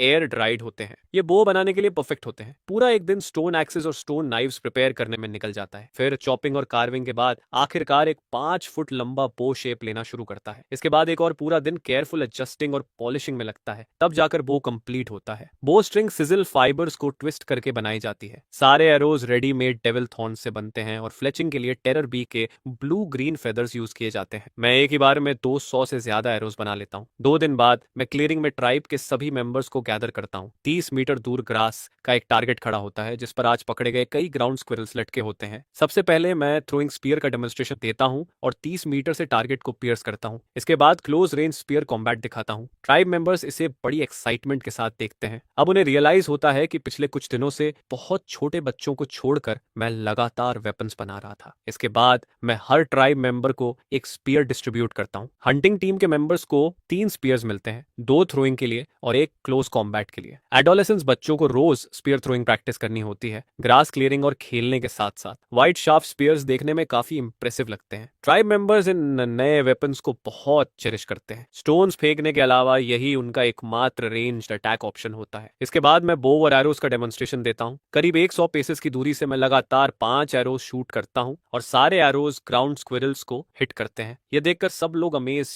रह जाते हैं और आगे बढ़कर वेपन को छूना चाहते हैं, लेकिन मैं सिर्फ डेमोन्स्ट्रेशन तक ही रुकता हूँ। बो बनाना बहुत मुश्किल होता है, इसलिए अभी इसे प्रमोट करने का कोई प्लान नहीं होता। स्पीयर सक्सेसफुली प्रमोट करने के बाद मैं बूट्स बनाना शुरू करता हूँ। तो ब्लैक बोर हाइड्स कई राउंड्स ऑफ टैनिंग के बाद बेहद स्ट्रॉन्ग और फ्लेक्सिबल बन जाती है ताकि हर किसी को बूट्स मिल सकें। सिर्फ मेरे बूट्स पूरे बोर हाइड से बनाए जाते हैं। बाकी ट्राइब मेंबर्स के बूट्स में बोर हाइड सोल्स होती हैं और अपर्स छोटे जानवरों की फर से सिले जाते हैं। स्प्राउट के बूट्स मैं खुद बनाता हूँ। बूट्स की शाफ्ट घुटनों तक जाती है और अंदर सॉफ्ट फरी एनिमल हेयर भरी होती है जिससे वो बहुत वार्म रहते हैं। छोटा सा स्प्राउट इन्हें पहनकर रोज सबको दिखाता रहता है। इस सारे काम के बाद ट्राइब के पास मौजूद छोटे हाइड पीसेस पूरी तरह खत्म हो जाते हैं। वेदर ठंडा होता जा रहा होता है और एनिमल हाइड्स की जरूरत अर्जेंट बन जाती है। अब जब पॉटर काफी हो चुकी होती है, मैं फ्लिंट को नया टास्क देता हूँ, ब्रिक्स बनाना। जब इनफ ब्रिक्स हो जाएंगे तब हम बड़ा किल्न बना सकते हैं या वॉल्स और हाउसेस भी बना सकते हैं। यंग कंपेनियंस को दिया गया ग्रास क्लियरिंग का काम लगभग कंप्लीट हो चुका होता है। केव के बाहर दर्जनों एकर्स का एरिया पूरी तरह साफ हो चुका होता है। हाउस बिल्डिंग हो या फार्मिंग,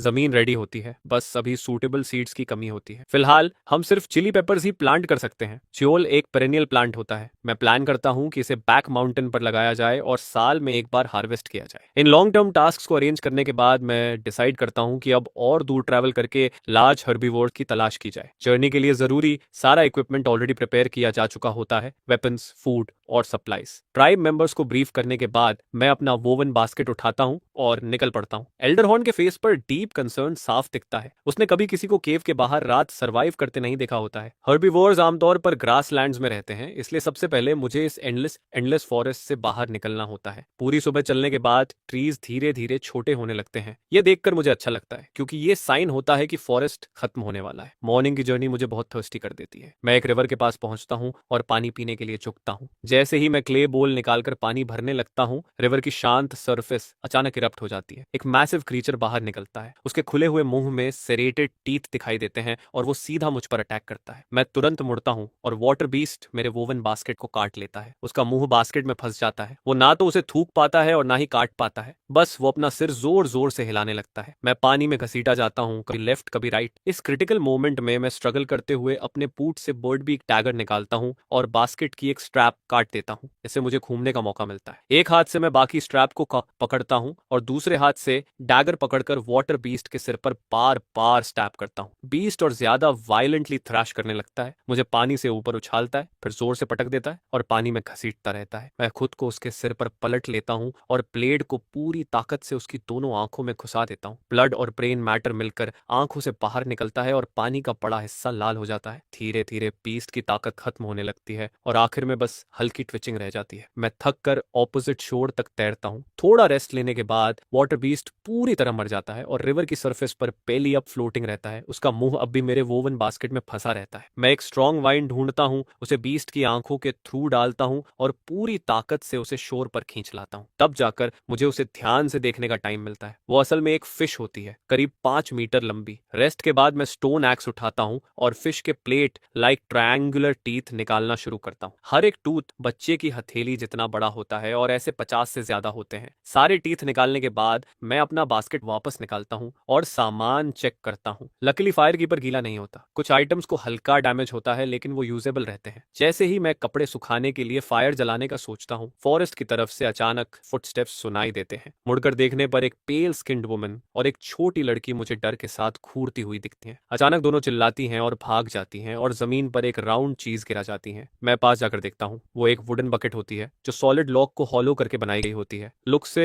साफ होता है कि वो पानी भरने आई थी, अब बकेट गिराकर भाग चुकी होती है। मुझे लगता है कि वो जल्द ही दूसरों को लेकर वापस आएंगी और सच में थोड़ी ही देर में वही औरत कई ट्राइब मेंबर्स के साथ वापस आती है। वो सफेद एनिमल हाइड रोब्स पहने होते हैं और उनकी स्किन इतनी पेल होती है कि पाउडर्ड लगती है। पूरा ग्रुप मेरे पीछे पड़ी जायंट फिश को देखकर हैरान रह जाता है। एक आदमी जो शायद उनका चीफ होता है मुझसे आई कांटेक्ट करता है और वुडन बकेट की तरफ इशारा करता है। उसी पल मैं सब समझ जाता हूँ। मैं अपने स्पीयर से बकेट को उठाता हूँ और चीफ की तरफ बढ़ाकर उसे दे देता हूँ। चीफ बकेट ले लेता है और कुछ ऐसी आवाज में बोलता रहता है जो मुझे समझ नहीं आती। फिर वो मेरे पीछे पड़े जायंट फिश की तरफ इशारा करता है, जिसे सुनकर भले ही वर्ड्स क्लियर नहीं होते लेकिन मीनिंग साफ फील होने लगता है। ये देखकर मैं थोड़ा साइड में हट जाता हूँ और फिश को पूरी तरह रिवील करता हूँ, जिस पर पूरा ग्रुप तुरंत दौड़ कर आता है और उस जायंट फिश पर जोर जोर से मारना शुरू कर देता है। कई औरतें तो यह देखकर रो भी पड़ती हैं। आगे खड़ा मैन मुस्कुराता है, अपनी छाती पर मुक्का मारता है और फिर अपनी फिस्ट मेरी तरफ बढ़ाता है। मैं थोड़ा कंफ्यूज हो जाता हूँ लेकिन उसके फेस पर फ्रेंडली स्माइल देखकर लगता है कि ये फाइट का चैलेंज नहीं है। थोड़ी हेजिटेशन के बाद मैं भी उसकी फिस्ट से फिस्ट बम्प कर देता हूँ। ये होते ही वो जोर से हंसता है, मुझे वार्मली गले लगाता है और फिर बिना किसी शेयर्ड लैंग्वेज के भी मुझसे बातें करने लगता है, जेस्चर्स और एक्सप्रेशंस के साथ। यही मुझे फील होता है कि एक्सप्रेशंस और बॉडी लैंग्वेज से भी कम्युनिकेशन पॉसिबल है। फिर मैं उसे इशारों में बताता हूँ कि मैं नदी के उस पार से आया हूँ और ऐसे जानवर ढूंढ रहा हूँ जिनके सिर पर हॉर्न्स होते हैं। यह सुनकर वो समझते हुए सिर हिलाता है और बताता है कि उसके ट्राइब के कई लोग इसी फिश द्वारा खा लिए गए थे। इसके जवाब में वो मुझे थैंक्स देने के लिए अपने ट्राइब में गेस्ट बनकर आने का इनवाइट देता है। इवनिंग पास आ रही होती है और दोनों ट्राइब्स ज्यादा दूर नहीं होते, जिस पर फ्यूचर में ट्रेड करने की पॉसिबिलिटी भी दिखती है। यह सोचकर मैं इनविटेशन एक्सेप्ट कर लेता हूँ। फिर मैं इशारे से कहता हूँ कि वो फिश ले सकते हैं क्योंकि यह एडिबल है। यह सुनकर वो मैन हैरान हो जाता है क्योंकि उनके एक्सपीरियंस में फिश इंसानों को खाती है, इंसान फिश को नहीं। फिर भी वो अग्री कर जाता है। फिश काफी बड़ी होती है इसलिए उसे पीसेस में काट कर ही ले जाना पॉसिबल होता है। मैं अपना काम कंटिन्यू रखता हूँ। सिल्वर कलर की फिश स्किन करीब 4 मीटर लंबी और 3.5 मीटर चौड़ी होती है। वो स्मूथ इलास्टिक होती है और सबसे इंपॉर्टेंट बात, पूरी तरह वाटरप्रूफ होती है, जिस पर मैं डिसाइसिवली इसे अपने पास रख लेता हूँ। बाकी फिश मीट को क्लीन करके बड़े बड़े पीसेस में काट दिया जाता है ताकि कैरी किया जा सके। ट्राइब फॉरेस्ट के अंदर स्थित होता है। सिर्फ 10 मिनट चलने के बाद हम एक मैसिव ट्री हॉलो तक पहुंच जाते हैं। अंदर का स्पेस करीब 100 स्क्वायर मीटर का होता है। भले ही जगह छोटी हो लेकिन उनकी जरूरतों के लिए काफी होती है क्योंकि पॉपुलेशन बहुत कम होती है। टोटल सिर्फ 14 एडल्ट्स होते हैं और बच्चों को मिलाकर कुल 32 लोग। मैं इस ट्राइब को ट्री हॉलो ट्राइब कहता हूँ। उनकी पेल स्किन इसीलिए होती है क्योंकि उन्होंने पूरी जिंदगी इसी डार्क फॉरेस्ट में बिताई होती है। ट्राइब का एल्डर ईस्ट की तरफ इशारा करता है और बताता है कि शैडो फॉरेस्ट के उस पार क्लाउड्स जैसे पहाड़ खड़े हैं। उस माउंटेन पर ऐसे क्रीचर्स रहते हैं जिनके सिर पर 2 शार्प हॉर्न्स होते हैं। वो हवा की तरह तेज दौड़ते हैं और कोई भी उन्हें पकड़ नहीं पाता। उसकी डिस्क्रिप्शन सुनकर मैं गेस करता हूँ कि वो बड़े एंटीलोप्स जैसे जानवर होंगे। उनका पीछा करना बेकार होता लेकिन ट्रैप्स पहले से सेट किए जा सकते हैं। इस मोमेंट पर मुझे खुद पर काफी कॉन्फिडेंस फील होता है। हालांकि टिम्बर और एल्डर बाग को मुझसे ज्यादा उम्मीद नहीं होती। एल्डर की बात खत्म होते ही टिम्बर मुझे अपने कपड़े ऑफर करता है। ये जायंट हेयर्स की हाइड से बने होते हैं जो आधे मीटर से भी लंबे क्रीचर्स होते हैं। ये हेयर्स फॉरेस्ट में मॉस और मशरूम्स खाते हैं और शैडो फॉरेस्ट में इनकी अबंडेंस होती है। ये सुनते ही मेरी आंखें चमक उठती हैं। हेयर्स बहुत यूजफुल क्रीचर्स होते हैं। रैट्स की तरह ये तेजी से ब्रीड करते हैं, अक्सर एक बार में 5 या उससे ज्यादा बच्चे पैदा करते हैं। यंग हेयर्स सिर्फ 4 महीने में मैच्योर हो जाते हैं और हर 2 महीने में फिर ब्रीड कर सकते हैं। अगर मैं 2 एडल्ट पेयर्स वापस ले जाकर डोमेस्टिकेट कर लूं तो 1 साल में ही सैकड़ों हो जाएंगे। तब पूरी ट्राइब को क्लोथिंग की कमी नहीं होगी और हेयर मीट एक इंपॉर्टेंट फूड सोर्स बन जाएगा। डिनर के बाद टिम्बर बताता है कि वो हंटिंग पर जा रहा है और मुझसे पूछता है कि क्या मैं ज्वाइन करना चाहता हूँ। मैं थोड़ी देर के लिए सरप्राइज्ड होता हूँ, लेकिन हेयर्स नॉक्टर्नल एनिमल्स होते हैं, इसलिए नाइट हंटिंग बिल्कुल लॉजिकल लगती है और मैं अग्री कर जाता हूँ। डेस्टिनेशन पर पहुंचकर मैं हंट में पार्टिसिपेट नहीं करता, बल्कि साइड में छुपकर ऑब्जर्व करता हूँ कि वो हेयर्स कैसे पकड़ते हैं। टिम्बर अपने लोगों को मशरूम्स कलेक्ट करने को कहता है और उन्हें आयरन ओक ट्री के नीचे रख देता है। फिर पूरा ग्रुप पास में छुप जाता है। थोड़ी ही देर में एक मोटा सा हेयर कूदता हुआ आता है और आसपास अलर्ट होकर देखता है। कुछ भी सस्पिशियस न लगने पर वो मशरूम्स की तरफ धीरे धीरे बढ़ता है। उसी पल टिम्बर और बाकी लोग डेंस ट्विग्स वाली ब्रांचेस लेकर बाहर निकलते हैं। वो जल्दी से हेयर को इमोबिलाइज कर देते हैं और वुडन स्पाइक से उसे खत्म कर देते हैं। ये एनसर्कलमेंट हंटिंग होती है और वो हेयर को ऑलमोस्ट अलाइव पकड़ लेते हैं। ये देखकर मेरे मन में तुरंत ट्रेड का थॉट आता है। अगर ये मेरी हेल्प कर सकें तो कितना अच्छा होगा। हम दूसरी जगह जाते हैं और फिर से मशरूम सेट करते हैं। इस बार मैं अपनी स्किल्स दिखाने का फैसला करता हूँ। मैं लॉन्ग बो निकालता हूँ और एक एरो रेडी करता हूँ। टिम्बर कंफ्यूज्ड होकर देखता है, उसे समझ नहीं आता कि ये क्या चीज है। तभी एक और हेयर कॉशियसली दिखाई देता है जो अभी मशरूम से 10 मीटर दूर होता है। टिम्बर मुझे खींच कर इशारा करता है कि साथ में रश करें, लेकिन मैं उसे इग्नोर करता हूँ। इसके बजाय मैं बो ड्रॉ करता हूँ, एरो सेट करता हूँ और वूश,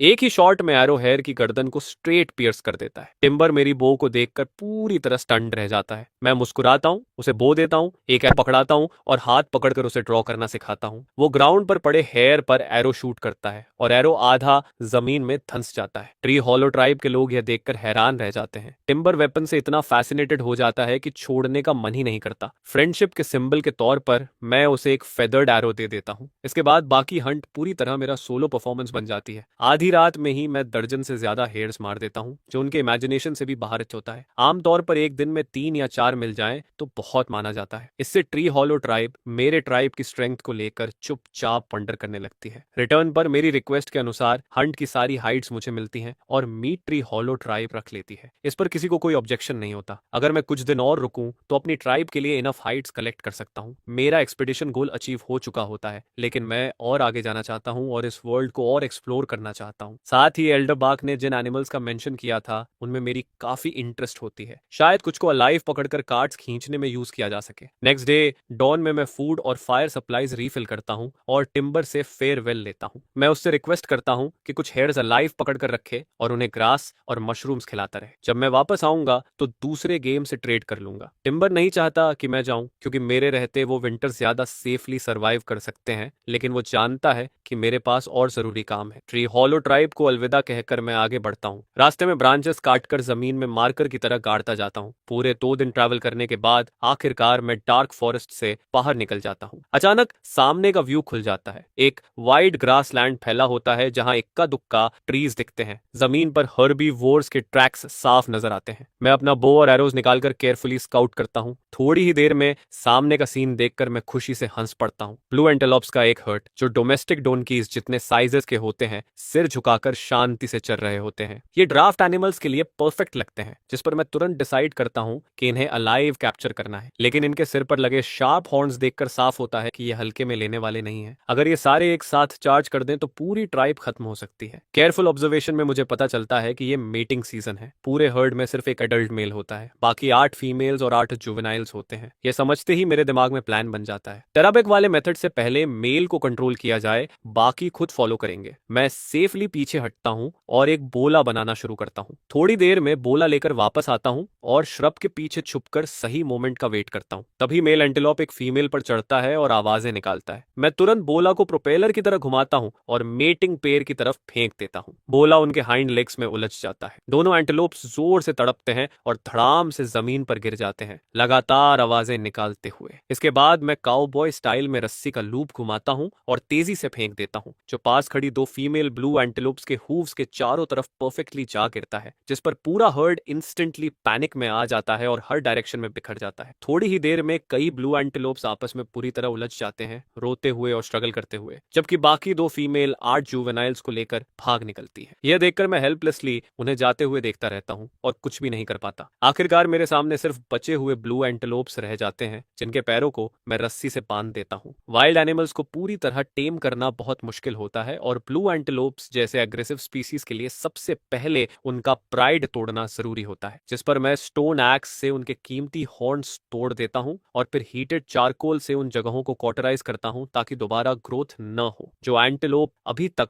वायलेंटली स्ट्रगल कर रहा होता है वो धीरे धीरे बिल्कुल डोसाइल हो जाता है, जैसे कोई शांत सा बर्ड। फिर मैं रस्सी निकालता हूँ, मेल एंटेलोप को सबसे आगे लीडर की तरह बांधता हूँ और बाकी सभी को चेन में जोड़ देता हूँ। जब तक यह सब खत्म होता है तब तक आसमान लगभग डार्क हो चुका होता है। इसके बाद मैं उन्हें एक छोटे स्ट्रीम के पास ले जाता हूँ और डिनर के लिए ड्राइड हेयर मीट पकाता हूँ। स्ट्रीम के नॉर्थ ईस्ट में एक कलरफुल स्टोन माउंटेन उभरता हुआ दिखता है, जो सेटिंग सन की लाइट में brilliant multi coloured glow reflect करता है। सिर्फ कलर्स देखकर ही मैं समझ जाता हूँ कि यह एक अबैंडन्ड मिनरल वेन है, जहाँ मल्टीपल मिनरल्स साथ मौजूद है। ये डिस्कवरी मुझे अंदर तक थ्रिल कर देती है। मैं इन्वेस्टिगेट करना चाहता हूँ, लेकिन तब तक पूरा अंधेरा हो चुका होता है, जिस पर फिलहाल मुझे अपनी एक्साइटमेंट दबानी पड़ती है। अगले दिन जैसे ही डॉन ब्रेक होता है, एक हलचल मुझे जगा देती है। सामने का सीन देखकर मैं खुशी से उछल पड़ने वाला होता हूँ। जिस ग्रोव में मैंने ब्लू एंटेलोप्स बांधे थे, वहीं कल भागी हुई 2 फीमेल वापस आ जाती हैं, अपने 8 जुवेनाइल्स के साथ। इतना ही नहीं, वो अपने साथ एक और अडल्ट मेल भी ले आती है। मैं चुपचाप बुशेस में छिप जाता हूँ और वही स्ट्रैटेजी दोहराता हूँ। कुछ और मैन्यूवर्स के बाद मेरी एंटेलोप टीम 7 से बढ़कर 18 हो जाती है। तब तक पूरी तरह दिन निकल चुका होता है। हाई स्पिरिट्स में मैं मेल एंटेलोप पर सवार होकर रेनबो रिज की तरफ बढ़ता हूँ। यह जगह सच में ट्रेजर से भरी हुई होती है। केयरफुल ऑब्जर्वेशन के बाद मुझे पता चलता है कि ये एक रिच कॉपर माइन है। जो बाकी कलर्स दिखते हैं वो कॉपर ओर के साथ जुड़े हुए मिनरल्स होते हैं। इन ओर्स के साथ ब्रॉन्ज टूल्स बनाना अब कोई दूर का सपना नहीं लगता। एसोसिएटेड मिनरल्स के भी अपने यूजेस होते हैं। ऑरेंज कलर का मिनरल रियलगर होता है, जो मेडिसिन के काम आता है। एक्सटर्नली लगाने पर स्नेक और इंसेक्ट बाइट्स ठीक करता है और इंटरनली लेने पर पैरासाइट्स खत्म करता है। व्हाइट सब्सटेंस क्विन क्ले होती है, जो आयन स्मेल्टिंग के लिए क्रूसिबल्स बनाने में यूज होती है। बड़े बड़े रेड माउंट्स असल में टर्माइट नेस्ट्स होते हैं और उनके अंदर की वेदर्ड सॉइल पॉटरी के लिए एक्सेलेंट मटेरियल बनती है। कन्वीनियंटली रेनबो रिज मेरी ट्राइब से सिर्फ 3 दिन की वॉक पर होता है और अगर ब्लू एंटेलोप्स कार्ड्स खींचे तो यह जर्नी और भी फास्ट हो सकती है। बस लौटकर पहले एक ब्रिज बनानी होगी। फ्यूचर प्लानिंग के बाद मैं आसपास के सीनरी को फील करता हूँ। रेनबो रिज के ईस्ट में वाटर सिस्टम काफी रिच होता है, जो एंडलेस मार्शलैंड्स बनाता है। माउंटेन के बेस पर लश वाटर प्लांट्स जानवरों और प्लांट्स दोनों के लिए पैराडाइज बनाते हैं। Knee high rye grass, waist high pasture grass और ट्रीज जितनी ऊंची एलिफेंट ग्रास यहाँ उगती हैं, जो हर्बीवोर्स की फेवरेट होती हैं। ट्राइब की केव के सामने का क्लियरिंग इन पास्चर ग्रासेस को उगाने के लिए परफेक्ट लगता है। मेरा रैबिट रेजिंग प्लान और ये ब्लू एंटेलोप्स जो फ्यूचर में लेबरर्स बनेंगे, सब इन्हीं ग्रासेस पर डिपेंड करेंगे। यहाँ वाटर लीक्स और वाटर सेलरी भी होती हैं, जिन्हें साथ ले जाकर विटामिन की कमी पूरी की जा सकती है। आधी आफ्टरनून में मैं ग्रास सीड्स से भरा एक बैग कलेक्ट करता हूँ, उसे एक फीमेल एंटेलोप की पीठ पर बांधता हूँ और डिनर की तलाश में निकल पड़ता हूँ। थोड़ी ही देर में 5 मीटर विंग स्पैन वाला एक थंडर गूज आसमान से गिरता है, जिस पर मेरी 2 एरोज लगी होती हैं। मैं एरो फ्लेचिंग के काम आने वाले सारे फीदर्स निकाल लेता हूँ। पूरा बर्ड रोस्ट करने का प्लान होता है ताकि मेरे बास्केट में ऑलमोस्ट खत्म हो चुके ड्राइड हेयर मीट को रिप्लेनिश किया जा सके। लेकिन जैसे ही मैं पानी के किनारे बैठकर गूज को काट रहा होता हूँ, एक अनएक्सपेक्टेड डिस्कवरी मुझे ऑलमोस्ट रुला देती है। बर्ड के स्टमक में मुझे अनडिजेस्टेड राइस ग्रेन्स मिलते हैं। इतना ही नहीं, ये राइस मेरे लिए पूरी तरह अनफेमिलियर होती है। हर ग्रेन मंग बीन से भी बड़ा होता है। यह इस वर्ल्ड में मिला मेरा पहला ग्रेन क्रॉप होता है। उसी पल मेरे दिमाग में एक ही थॉट आता है, मुझे इसे ढूंढना ही होगा। उस रात मैं बिल्कुल रेस्ट नहीं करता। ट्री ब्रांचेस इकट्ठा करता हूँ और मार्श में जाने के लिए अर्जेंटली इक्विपमेंट बनाना शुरू करता हूँ। एनिमल्स से पहले मुझे उस राइस को हार्वेस्ट करना ही होगा। अगली सुबह जल्दी मैं अपनी सिंपल डगआउट कनू उठाता हूँ, थोड़ा डीप वाटर वाला स्पॉट ढूंढता हूँ और मार्शलैंड्स के अंदर पैडल करता हुआ निकल जाता हूँ। इधर शैडो फॉरेस्ट में टिम्बर अपनी ट्राइब को जायंट हेयर्स पकड़ने के लिए लीड कर रहा होता है। मेरी जरूरत और अपनी ट्राइब दोनों को पूरा करने के लिए पूरा ट्राइब दिन रात काम करता है। सिर्फ फिल्टर और 6 साल से छोटे बच्चों को कैंप गार्ड करने के लिए छोड़ा जाता है। यील्ड बढ़ाने के लिए टिम्बर एग्रेसिव मेथड्स अपनाता है। हेयर बरो मिलते ही उन्हें सीधे खोद दिया जाता है और अगर हेयर्स बाहर नहीं निकलते तो फायर और स्मोक यूज किया जाता है। यह मेथड इफेक्टिव साबित होती है और वो कई हेयर्स पकड़ लेता है, जिनमें न्यूबॉर्न हेयर्स के कई लिटर्स भी शामिल होते हैं। लेकिन यही हंटिंग मेथड उनकी ट्राइब के लिए डिजास्टर बन जाती है। इस सीजन में हर ट्राइब फूड स्टोर कर रही होती है और कैनिबल ट्राइब भी अलग नहीं होती। उनका फूड सोर्स इंसेक्ट आसान होते हैं। जो भी उनके हाथ लगता है उसका फेट तय होता है। मर्दों को खा लिया जाता है और औरतों को ब्रीडिंग या लेबर के लिए रखा जाता है। जिस दिन मैं मर्सलैंड्स के अंदर गहराई में होता हूँ, उसी दिन टिम्बर के फायर से उठती स्मोक कैनिबल ट्राइब के हंटिंग पार्टी को अट्रैक्ट कर लेती है। यह स्क्वाड करीब 40 अडल्ट मेल्स की होती है। उनके हथियार स्टोन एक्सेस और वुडन स्पीयर्स होते हैं और 2 लीडर्स तो यंग मैमथ काव्स पर सवार होते हैं। उनके मुकाबले ट्री हॉलो ट्राइब, चाहे सारे मेन विमेन चिल्ड्रन जोड़ लो, फिर भी संख्या में बहुत कम होती है। ऐसे पावरफुल एनिमी को देखकर टिम्बर तुरंत रिट्रीट का ऑर्डर देता है। कैनिबल ट्राइब बिना रुके पीछा करती है, लेकिन टिम्बर टेरेन अच्छी तरह जानता है और मुश्किल रास्तों से भागता है जिस पर दुश्मन तुरंत पकड़ नहीं पाते। फिर भी कुछ लोग पीछे रह जाते हैं। मशरूम्स गैदर कर रही एक यंग गर्ल घबराहट में ट्री रूट से ठोकर खा जाती है। जैसे ही वो उठती है, एक फ्लाइंग एक्स उसकी पीठ में लग जाता है और तुरंत बाद पीछा कर रहे दुश्मन उसे स्पीयर से मार देते हैं। सैवेज कैनिबल्स हंसते हुए उसे घेर लेते हैं और उसका खून पीना शुरू कर देते हैं। टिम्बर के दांत गुस्से से पीसते हैं, लेकिन वो रुकता नहीं है। वो जानता है कि अगर पूरी ट्राइब भी लड़ जाए तो भी सिर्फ स्लॉटर ही होगा। उस लड़की की मौत आखिरकार दुश्मनों की रफ्तार थोड़ी स्लो कर देती है। टिम्बर वापस ट्राइब पहुंचता है और एल्डर बार्क को सब बताता है। एनिमी बहुत स्ट्रांग होता है और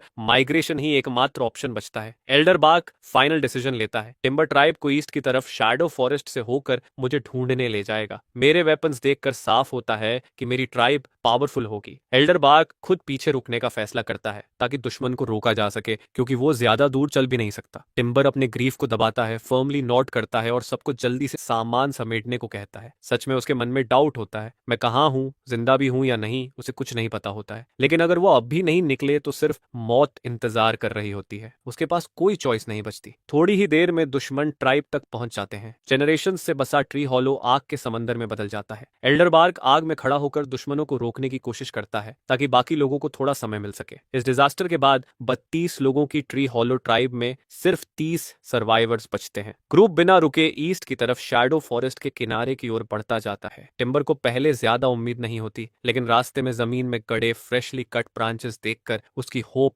तुरंत लौट आती है। सिर्फ 1.5 दिन में वो फॉरेस्ट के आउटर एज तक पहुंच जाते हैं। बाहर निकलते ही शाम हो चुकी होती है। सेटिंग सन के नीचे आसमान गहरा लाल दिखता है। ट्री हॉलो ट्राइब के लोग यह नजारा देखकर मेस्मराइज्ड हो जाते हैं, क्योंकि यह उनका पहली बार आउटसाइड वर्ल्ड देखना होता है। लेकिन टिम्बर की भौहें अब भी तनी रहती हैं। मार्कर्स यहीं खत्म हो जाते हैं और उसे नहीं पता कि आगे कहाँ ढूंढे। और तभी जब वो खुद को लॉस्ट फील कर रहा होता है, स्ट्रीम के पास आग के निशान उसे दिखाई देते हैं। जैसे ही वो थोड़ा आगे बढ़ता है, उसे सॉफ्ट कीचड़ में बहुत सारे एनिमल ट्रैक्स दिखते हैं, जिनमें मेरी अजीब फुटवेयर के क्लियर बूट प्रिंट्स भी होते हैं। यह देखकर टिम्बर राहत की एक लंबी सांस लेता है। उसे समझ आ जाता है कि मैं यहीं कहीं आसपास ही हूँ, जिस पर वो सभी ट्राइब मेंबर्स को यहीं रात के लिए कैंप लगाने को कह देता है। तब टिम्बर अपनी ट्राइब को डेस्परेट हालत में लेकर भाग रहा होता है और इधर मैं मार्श की गहराई में ध्यान से सर्च करता रहता हूँ। डेंस रीड्स के बीच राइस ढूंढना आसान नहीं होता, लेकिन तभी अचानक एक आइडिया दिमाग में चमकता है। वाटर बर्ड्स को यह राइस बहुत पसंद होती है, तो मुझे बस वहीं देखना है जहां वाटर बर्ड्स इकट्ठा होते हैं। यह सोचते ही मैं तुरंत एक्शन में आ जाता हूँ। डगआउट कनू चलाते हुए मैं वुडन स्टिक से पानी की सरफेस पर जोर जोर से मारता हूँ। अचानक पास के रीड बेड से पानी के बर्ड्स का एक झुंड तेज आवाज के साथ उड़ान भरता है। मैं तेजी से उसी डायरेक्शन में पैडल करता हूँ जहां से बर्ड्स उड़ते हैं। डिस्टेंस कम होते ही सामने एक छोटा सा एरिया दिखाई देता है जहां राइस के स्टॉक्स लगे होते हैं। मेरी आंखें खुशी से चमक उठती हैं, दिल के अंदर एक्साइटमेंट भर जाती है। यही वो वाइल्ड राइस होती है जिसे मैं ढूंढ रहा था। मैं और तेज पैडल करता हूँ और शैलो वेटलैंड की तरफ बढ़ता हूँ। लेकिन जैसे ही मेरी छोटी बोट अपने डेस्टिनेशन के करीब पहुंचती है, पीछे से अचानक इंसानों की आवाजें सुनाई देती हैं। आवाज की तरफ देखकर मैं देखता हूँ कि कुछ नेकेड प्रिमिटिव लोग पानी की सरफेस पर तैरते हुए ड्रिफ्टवुड पकड़े मेरी तरफ हाथ हिला रहे होते हैं और लगातार चिल्ला रहे होते हैं। उनके चेहरे पर अर्जेंसी साफ दिखती है। ये लोग इसी वेटलैंड में रहने वाली मार्श ट्राइब से होते हैं। इस ट्राइब की पॉपुलेशन करीब 50 के आसपास होती है। इस वक्त वो लोग विंटर के लिए फूड कलेक्ट कर रहे होते हैं, वाटर चेस्टनट्स। अचानक उन्हें एक इंसान दिखता है जो पानी पर तैरती एक अजीब चीज पर बैठा हुआ उस जगह की तरफ बढ़ रहा होता है जिसे उनके एल्डर फॉरबिडन डेथ जोन कहते हैं। गुडविल में मार्श ट्राइब की गैदरिंग टीम की लीडर विलो घबराकर मुझ पर चिल्लाती है ताकि मैं आगे न जाऊं। दुर्भाग्य से मैं उनकी लैंग्वेज समझ नहीं पाता और बस कंफ्यूज्ड होकर उन्हें देखता रहता हूं। जब विलो देखती है कि मैं रिएक्ट नहीं कर रहा तो वो तुरंत मेरी तरफ तैर कर आती है। जब तक मैं कुछ समझ पाता, विलो मेरी बोट के पास पहुंच चुकी होती है। वो उस रीड बेड की तरफ इशारा करती है जहां बहुत सारी राइस उग रही होती है और लगातार चिल्लाती रहती है। उसके फेस पर डर और एंग्जाइटी साफ दिखती है। ये देखकर मुझे समझ आता है कि वो कोई हार्म नहीं करना चाहती, जिस पर मैं थोड़ा रिलैक्स हो जाता हूँ। लेकिन उसके एक्सप्रेशन से साफ लगता है कि वो मुझे उस जगह के डेंजर के बारे में वार्न कर रही है। मैं इशारों में एक वाइल्ड बीस्ट की तरह एक्ट करता हूँ, जानवर की आवाज निकालता हूँ और फिर रीड बेड की तरफ इशारा करता हूँ। विलो सिर हिला देती है, फिर वो मेरी तरफ और फिर उस जगह की तरफ इशारा करती है। इसके बाद पानी की सरफेस पर हाथ रखकर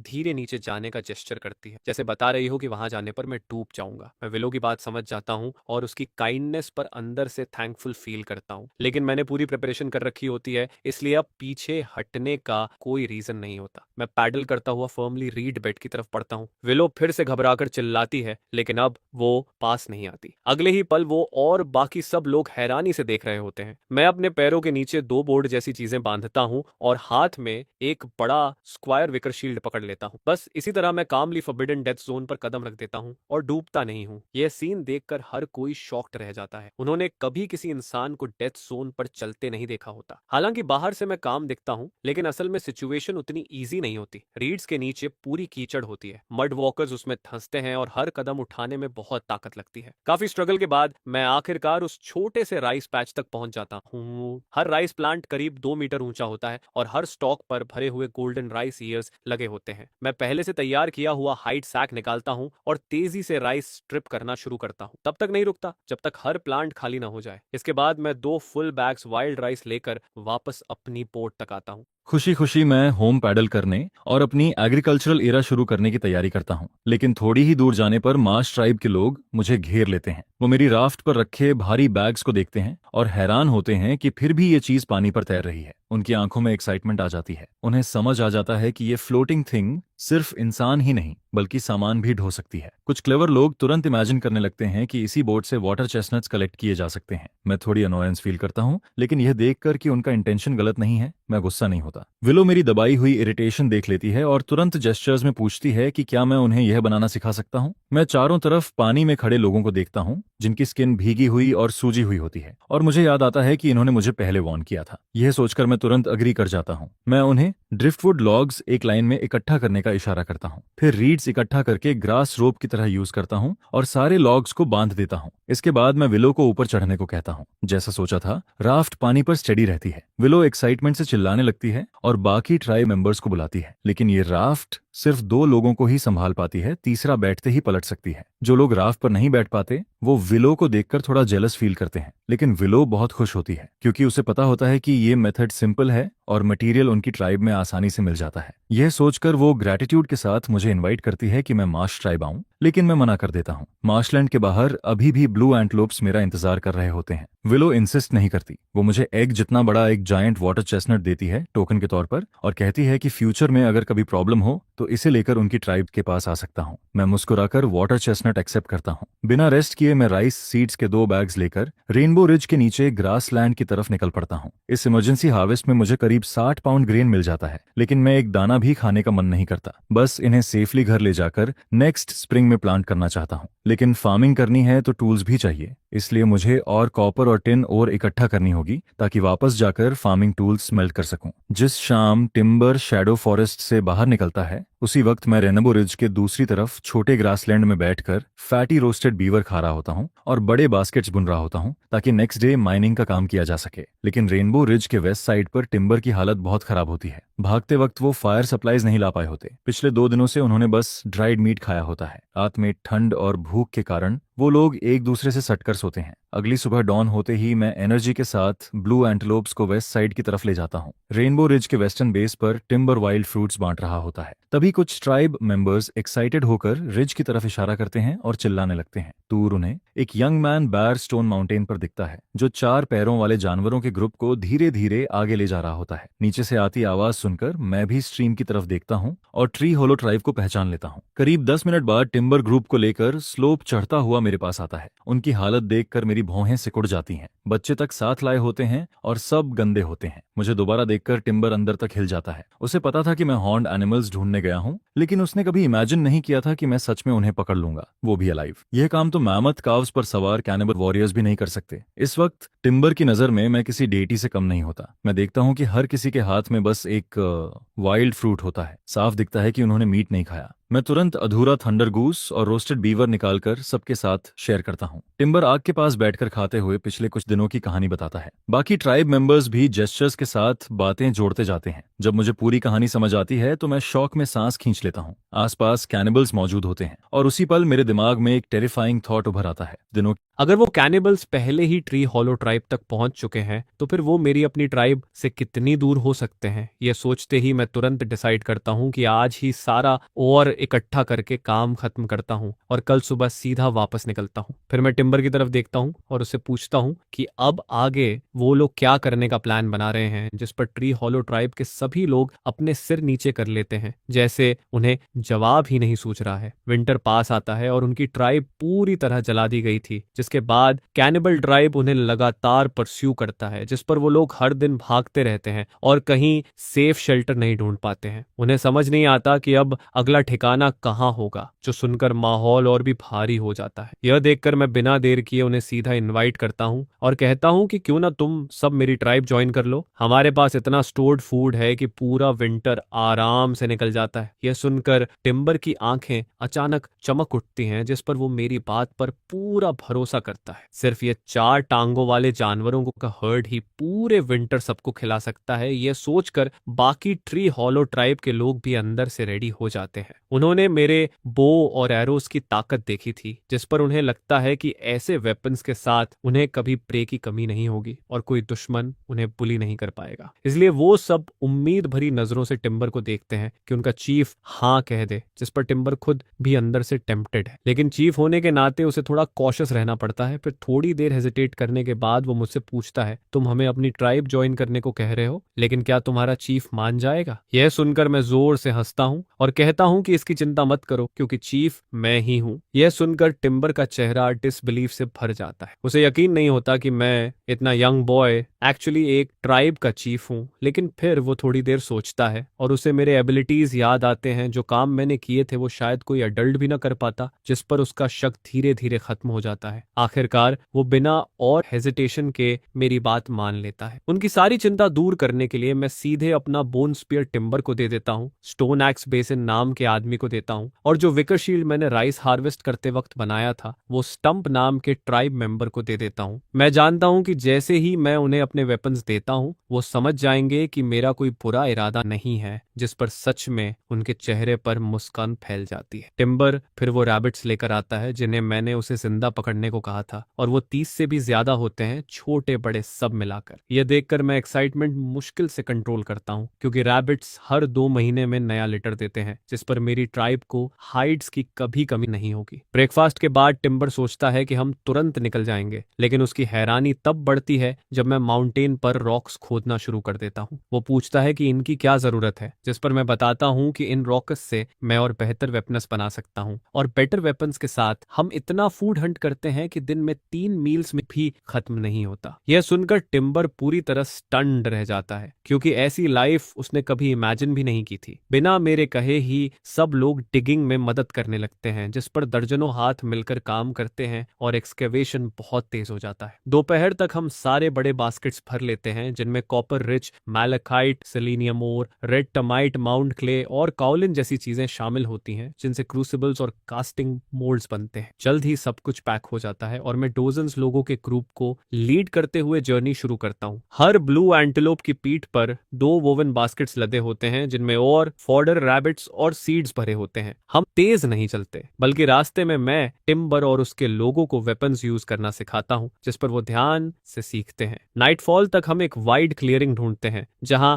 डिनर करके रेस्ट करते हैं। रात का पहला हिस्सा शांत गुजरता है, सिर्फ कैंपफायर की क्रैकलिंग आवाज सुनाई देती है। लेकिन दूसरी आधी रात में जब मैं जमीन पर लेटा होता हूँ तो अचानक वाइब्रेशंस फील करता हूँ, जैसे कुछ मैसिव चीज मूव कर रही हो। मुझे तुरंत टिम्बर की वो बात याद आती है जिसमें उसने लॉन्ग नोज्ड बीस्ट्स का जिक्र किया था, जिस पर मैं तुरंत सबको जगा देता हूँ, उन्हें खींच कर उठाता हूँ और सारे फायर्स बुझाने का ऑर्डर देता हूँ। तभी 2 तेज और यंग ट्रम्पेटिंग कॉल्स हवा चीरते हैं और दूर फायरलाइट में 2 ह्यूज सिलुएट्स दिखते हैं। फिर मैं दर्जनों फिगर्स देखता हूँ जिनके हाथ में टॉर्चेस और वेपन्स होते हैं और उनकी गर्दन में ह्यूमन बोन्स की नेकलेसेस लटक रही होती हैं। एलिफेंट पर बैठा उनका लीडर हाथ हिलाता है, जिस पर पूरा ग्रुप सैवेज इरादे से हमारी तरफ चार्ज करता है। मेरी पास्ट लाइफ का कॉम्बैट एक्सपीरियंस मुझे अजीब तरह से काम रखता है, जिस पर मैं जल्दी जल्दी ऑर्डर्स देता हूँ। पोर्टर को कहता हूँ कि वो ग्रुप को नॉर्थ की तरफ डिटूर से ले जाए ताकि वो एस्केप कर सके, और टिम्बर, बेसन और स्टंप मेरे साथ रियर गार्ड में रहते हैं। हम सिर्फ 4 हैं, लेकिन मैं दोनों साइड्स के इक्विपमेंट देखकर टैक्टिक्स बना लेता हूँ। एनिमी के पास 2 यंग मैमथ्स हैं जो न ज्यादा फास्ट हैं न एजाइल, और उनके वेपन्स मोस्टली स्टोन एक्सेस और बोन स्पीयर्स होते हैं, जिन्हें वो शायद 50 से 60 मीटर्स तक फेंक सकते हैं। लेकिन मेरा बो 100 मीटर्स तक इफेक्टिव है, खासकर अनआर्मर्ड टारगेट्स पर, जिस पर मुझे कॉन्फिडेंस है कि डिस्टेंस बनाए रखकर मैं उन्हें थ्रो रेंज में आने से पहले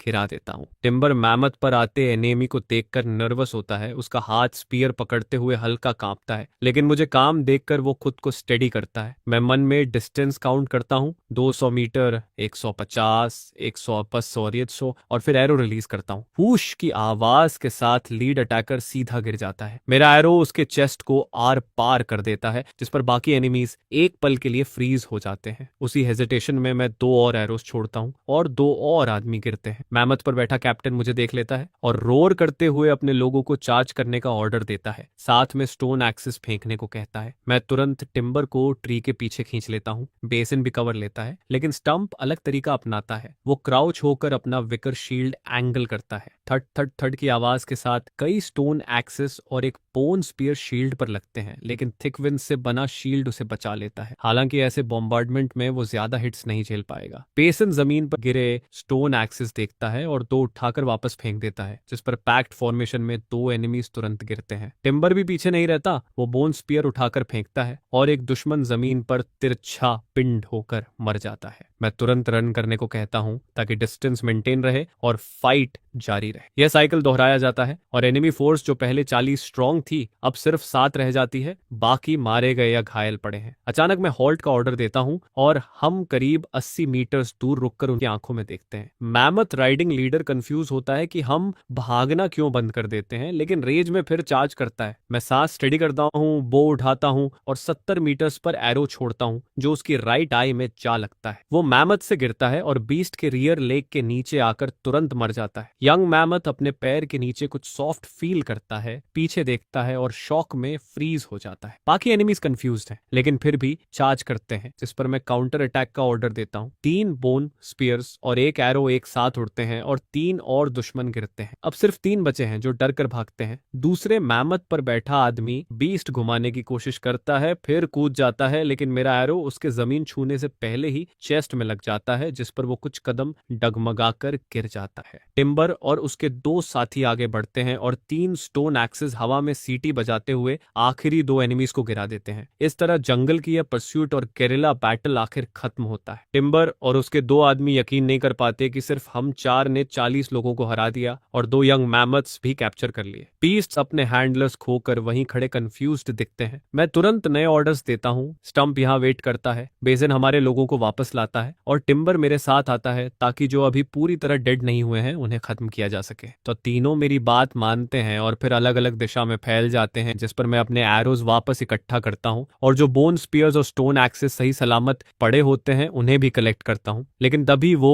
2 अनअटेंडेड मैमथ्स मेरे पीछे पीछे चलने लगते हैं और कभी कभी अपनी सूंड से मेरी पीठ को हल्का सा धक्का देते हैं, जैसे वो मेरे साथ ही रहना चाहते हों। यह देखकर मैं जल्दी से उनकी सूंड हटाता हूँ और कहता हूँ, मेरे पीछे मत आओ, मैं तुम्हें खिला नहीं सकता हूँ। आखिर ये रियल मैमथ्स हैं जो बड़े होकर करीब 15 टन के हो जाते हैं, और ऐसे क्रिएचर्स रोज कितना खाते होंगे ये सोचकर ही मेरा दिमाग घूमने लगता है। तब मैं टिम्बर भौहें सिकोड़ कर मुझे एक परेशान करने वाली बात बताता है कि इस रास्ते पर हमें सिर्फ 36 बॉडीज मिली हैं, जबकि कुल 40 थे, यानी 4 कम है। यह सुनकर मेरे अंदर एक अनईजी फीलिंग उठती है, लेकिन इतने बड़े शैडो फॉरेस्ट में अब और ढूंढना पॉसिबल नहीं है, जिस पर मुझे इसे यहीं छोड़ना पड़ता है। सुबह होते होते स्टंप और बेसन सबको वापस लेकर आते हैं और जब हम सब बैठकर ब्रेकफास्ट करते हैं तो मैं टिम्बर से कहता हूँ कि कैप्चर्ड स्टोन स्पीयर्स और एक्सेस सब में बांट दे। अब बच्चों को छोड़कर हर आदमी के पास सेल्फ डिफेंस के लिए वेपन होता है। ब्लू एंटेलोप्स और रैबिट्स अभी भी फॉडर खा रहे होते हैं, लेकिन अब दो अनएक्सपेक्टेड जायंट्स भी आ गए हैं जो हमारा फूड मूच कर रहे हैं, जिस पर जो घास दो और मील्स चलती वो पल भर में खत्म हो जाती है। ये देखकर मेरा सिर दर्द करने लगता है और मैं मुट्ठी उठाकर इन फ्रीलोडर्स को भगाने वाला होता हूँ, लेकिन जैसे ही मैं हाथ उठाता हूँ एक यंग मैमथ मुझे इतनी बेचारी आंखों से देखता है कि जैसे रोने वाला हो। दूसरा तो अपनी सूंड से घास का गुच्छा पकड़कर मेरी तरफ बढ़ाता है, जैसे कह रहा हो ये लो थोड़ा अच्छा स्टफ खा लो, बस हमें मत भगाओ। ये देखकर मैं मजबूरी में एक अजीब सी स्माइल देता हूँ और वो घास वापस उसके मुंह में ठूंस देता हूँ। फिर दो और बंडल्स पकड़ाकर धीरे धीरे खाने को कहता हूँ। मैं इंतजार करता हूँ कि सब जल्दी से पैकअप करें और निकलें, और जब हम काफी दूर आ जाते हैं तो पीछे मुड़कर देखता हूँ कि दोनों मैमथ्स अभी भी घास खा रहे होते हैं, जिस पर मैं राहत की सांस लेता हूँ कि आखिर उनसे पीछा छूटा। ट्री हॉलो के लोग हमेशा शैडो फॉरेस्ट की गहराई में रहे थे, इसलिए उन्हें कभी पता नहीं चला कि बाहर का सनलिट वर्ल्ड इतना खूबसूरत भी होता है। पूरे रास्ते वो एक्साइटेड रहते हैं और जमीन पर फूड ढूंढते फेजेंट्स को चौंका देते हैं, जिस पर मैं कैजुअली एरो चलाकर उन्हें गिरा देता हूँ। शाम तक हमारे पास अच्छा खासा हॉल इकट्ठा हो जाता है। उधर लिटिल स्प्राउट अपनी माँ के साथ रिवर किनारे फिशिंग खत्म कर रहा होता है और बार बार नॉर्थ की तरफ देखता है, क्योंकि उसकी माँ ने बताया था कि मैं उसी दिशा में गया था। जब से मैं निकला हूँ वो हर दिन अपनी माँ के साथ यहाँ आकर मेरा इंतजार करता है। अचानक वो दूर ट्री लाइन से कुछ फिगर्स निकलते देखता है और अपनी शार्प आईज से सबसे आगे चल रहे आदमी को पहचान लेता है। वो उसका चीफ होता है। वो खुशी से उछल कर चिल्लाता है, मॉम, चीफ वापस आ गया। दूर से शोर सुनकर मैं भी हाथ हिलाता हूँ, लेकिन तभी रिवर के उस पार से दो गूंजती हुई ट्रम्पेटिंग कॉल्स सुनाई देती हैं, जिस पर सबका ध्यान उधर चला जाता है। ये आवाज सुनते ही मेरे दिमाग में हजार गालियां घूम जाती हैं, क्योंकि इतना चलने के बाद भी वो दो मैमथ्स हमारा पीछा नहीं छोड़ते। मैं मन ही मन प्रार्थना करता हूँ, प्लीज इधर मत आना, लेकिन जिस चीज से मैं डरता हूँ वही होता है। स्प्लैश स्प्लैश की आवाज के साथ दोनों रिवर में कूदते हैं और आधे मिनट में ही मेरे सामने भीगे हुए खड़े हो जाते हैं, और वो भी चुप नहीं रहते। जैसे ही पास आते हैं अपनी सूंड से पानी खींचकर मुझ पर फेंक देते हैं, जिससे मैं पूरी तरह भीग जाता हूँ। मैसेज साफ होता है कि मुझे छोड़ने की सजा मिल रही है। मैं चेहरा पोंछते हुए कहता हूँ, अगर मेरी ट्राइब का खाना खाना है तो काम भी करना पड़ेगा, यहाँ कोई चैरिटी नहीं चलती। ये सुनकर दोनों मैमथ्स अपनी सूंड से मेरे सिर को हल्का सा थपथपाते हैं, जिसका मतलब मुझे समझ नहीं आता। फिशिंग ग्रुप की महिलाएं इन दो जायंट बीस्ट्स को देखकर चौंकती हैं, लेकिन जब देखती हैं कि ये मुझसे फेमिलियर हैं तो उनके चेहरे पर एडमिरेशन आ जाती है। स्प्राउट सबसे पहले दौड़कर आता है और मेरे पैर से लिपट जाता है, जैसे उसे जायंट से कोई डर नहीं हो। मैं सबको बताता हूँ कि नए लोग अब हमारी ट्राइब का हिस्सा हैं और फिर सबको केव की तरफ ले जाता हूँ। स्प्राउट को एक मैमथ की पीठ पर बैठा दिया जाता है और वो पूरे रास्ते गर्व से इधर उधर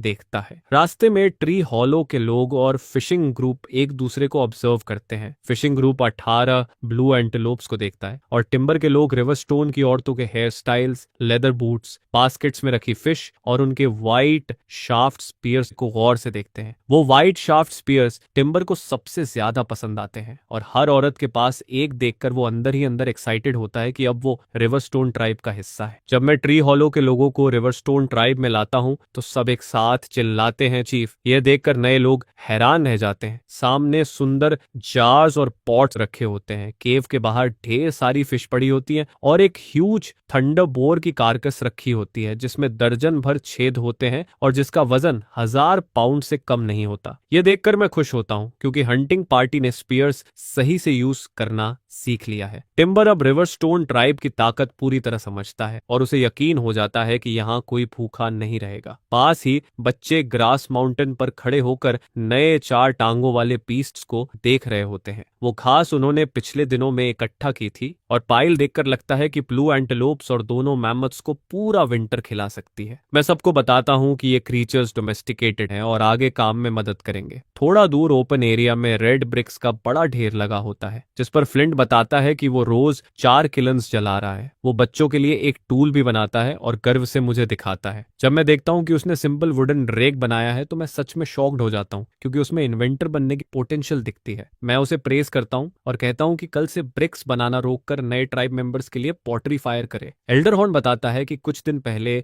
वेस्ट से ball cap tribe pottery trade करने आया था और इस बार उन्होंने काफी सॉल्ट क्रिस्टल्स दिए जो लंबे समय तक चलेंगे। सब इंस्पेक्ट करने के बाद मैं एनिमल की व्यवस्था करता हूँ। रैबिट्स को केव के कोने में रखकर स्टोन्स और क्ले से टेम्पररी एनक्लोजर बनाता हूँ। 30 से ज्यादा रैबिट्स में 3 पहले से प्रेग्नेंट है और पेन में रखते ही अपना फर खींचकर नेस्ट बनाना शुरू करती है। बाकी जो 1-2 महीने के हैं वो भी मेलन जितने बड़े हो चुके हैं और अगले स्प्रिंग तक ब्रीडिंग मशीन्स बन जाएंगे। बेबी मैमथ्स खुद ग्रास माउंटेन नहीं छोड़ते और ब्लू एंटेलोप्स को केव के पास ट्री से बांधा जाता है जिनके लिए कल शेल्टर्स बनेंगे। सब अरेंज होने के बाद डिनर रेडी होता है और खाने से पहले मैं वेलकमिंग सेरेमोनी रखता हूँ। ट्री हॉलो के लोग टॉप नॉट ट्रेडिशन अपनाने में हिचकिचाते नहीं बल्कि उन्हें बंधे बाल ज्यादा स्पिरिटेड लगते हैं। आज जायंट बोर हंट हुआ था इसलिए ब्लड पुडिंग मेन्यू में होता है। वाइल्ड वेजिटेबल्स के साथ बड़े पॉट्स भरते हैं। फेजेंट से चेस्टनट प्रेस्ड चिकन बनता है और डजन फ्रेश ग्रिल्ड फिश भी होती हैं। हर किसी को स्वीट एंड सावर फ्रूट मिलता है। यह हार्टी फीस्ट नए और पुराने मेंबर्स को करीब लाता है और सब हंसते बातें करते खाना खाते हैं। डिनर के बाद मैं एल्डर्स से कहता हूँ कि न्यू कमर्स को लेदर बूट्स बनाना सिखाएं और खुद एक जली हुई लकड़ी का टुकड़ा लेकर केव वॉल पर स्केच बनाते हुए सोचने लगता हूँ। दीवार पर मैं केव के बाहर का पूरा टेरेन मैप बनाता हूँ जिसमें केव, स्ट्रीम, फॉरेस्ट और कुछ ऐसी चीजें भी ड्रॉ करता हूँ जो अभी एग्जिस्ट नहीं करती हैं, जिस पर मैं असल में केव के सामने की जमीन को डेवलप करने की प्लानिंग करता हूँ। यह पूरा प्लॉट करीब 30,600 एकर्स में फैला है और अगर इसे पूरा राइस से भर दिया जाए तो पूरी ट्राइब जिंदगी भर खाती रहती है और फिर भी खत्म नहीं होता। लेकिन ऑब्वियसली इसे पूरा राइस से भरना पॉसिबल नहीं है। अभी यह जमीन पूरी तरह ड्राई फील्ड्स है जबकि राइस को पैटीज में उगाना पड़ता है, जिस पर इन ड्राई फील्ड्स को पैटीज में बदलना ही एक मैसिव प्रोजेक्ट बन जाता है। इसके बाद हाउसिंग का इश्यू आता है क्योंकि नए मेंबर्स और हाल ही में हुए न्यूबॉर्न्स को जोड़कर रिवरस्टोन ट्राइब अब 97 लोगों की हो जाती है और मौजूदा केव धीरे धीरे छोटी पड़ती है, जिस पर आगे चलकर इसी जमीन पर हाउसेस बनाना जरूरी हो जाता है। Residential area, rice paddies, vegetable plots, livestock pens, warehouses, bronze smelting zone, lumber mill, इतनी सारी फैसिलिटीज इसी जमीन पर फिट करनी है जिस पर मुझे बहुत केयरफुली प्लान करना पड़ता है। सबसे पहला प्रॉब्लम है फील्ड्स को पैटीज में कन्वर्ट करना। मेरा सिंपल प्लान ये है कि क्लियरिंग के बीचों बीच एक स्क्वायर फोर्ट्रेस बनाया जाए जिसमें residential area, livestock pens, warehouses, metal smelting zone और लंबर मिल सब आ जाए। यह पूरा फोर्ट्रेस कम से कम 5,000 लोगों को अकोमोडेट कर सके और इसे कई सालों में फेसेस में बनाया जाए। फोर्ट्रेस के चारों तरफ मैं एक मोट खोदने का प्लान करता हूँ और जो मिट्टी निकले उसे क्ले ब्रिक्स के साथ मिलाकर सिटी वॉल्स बनाई जाएं ताकि जायंट बीस्ट्स और हॉस्टाइल ट्राइब्स अटैक न कर सके। इसके बाद मोट को सेंटर मानकर मैं ईस्ट से आने वाली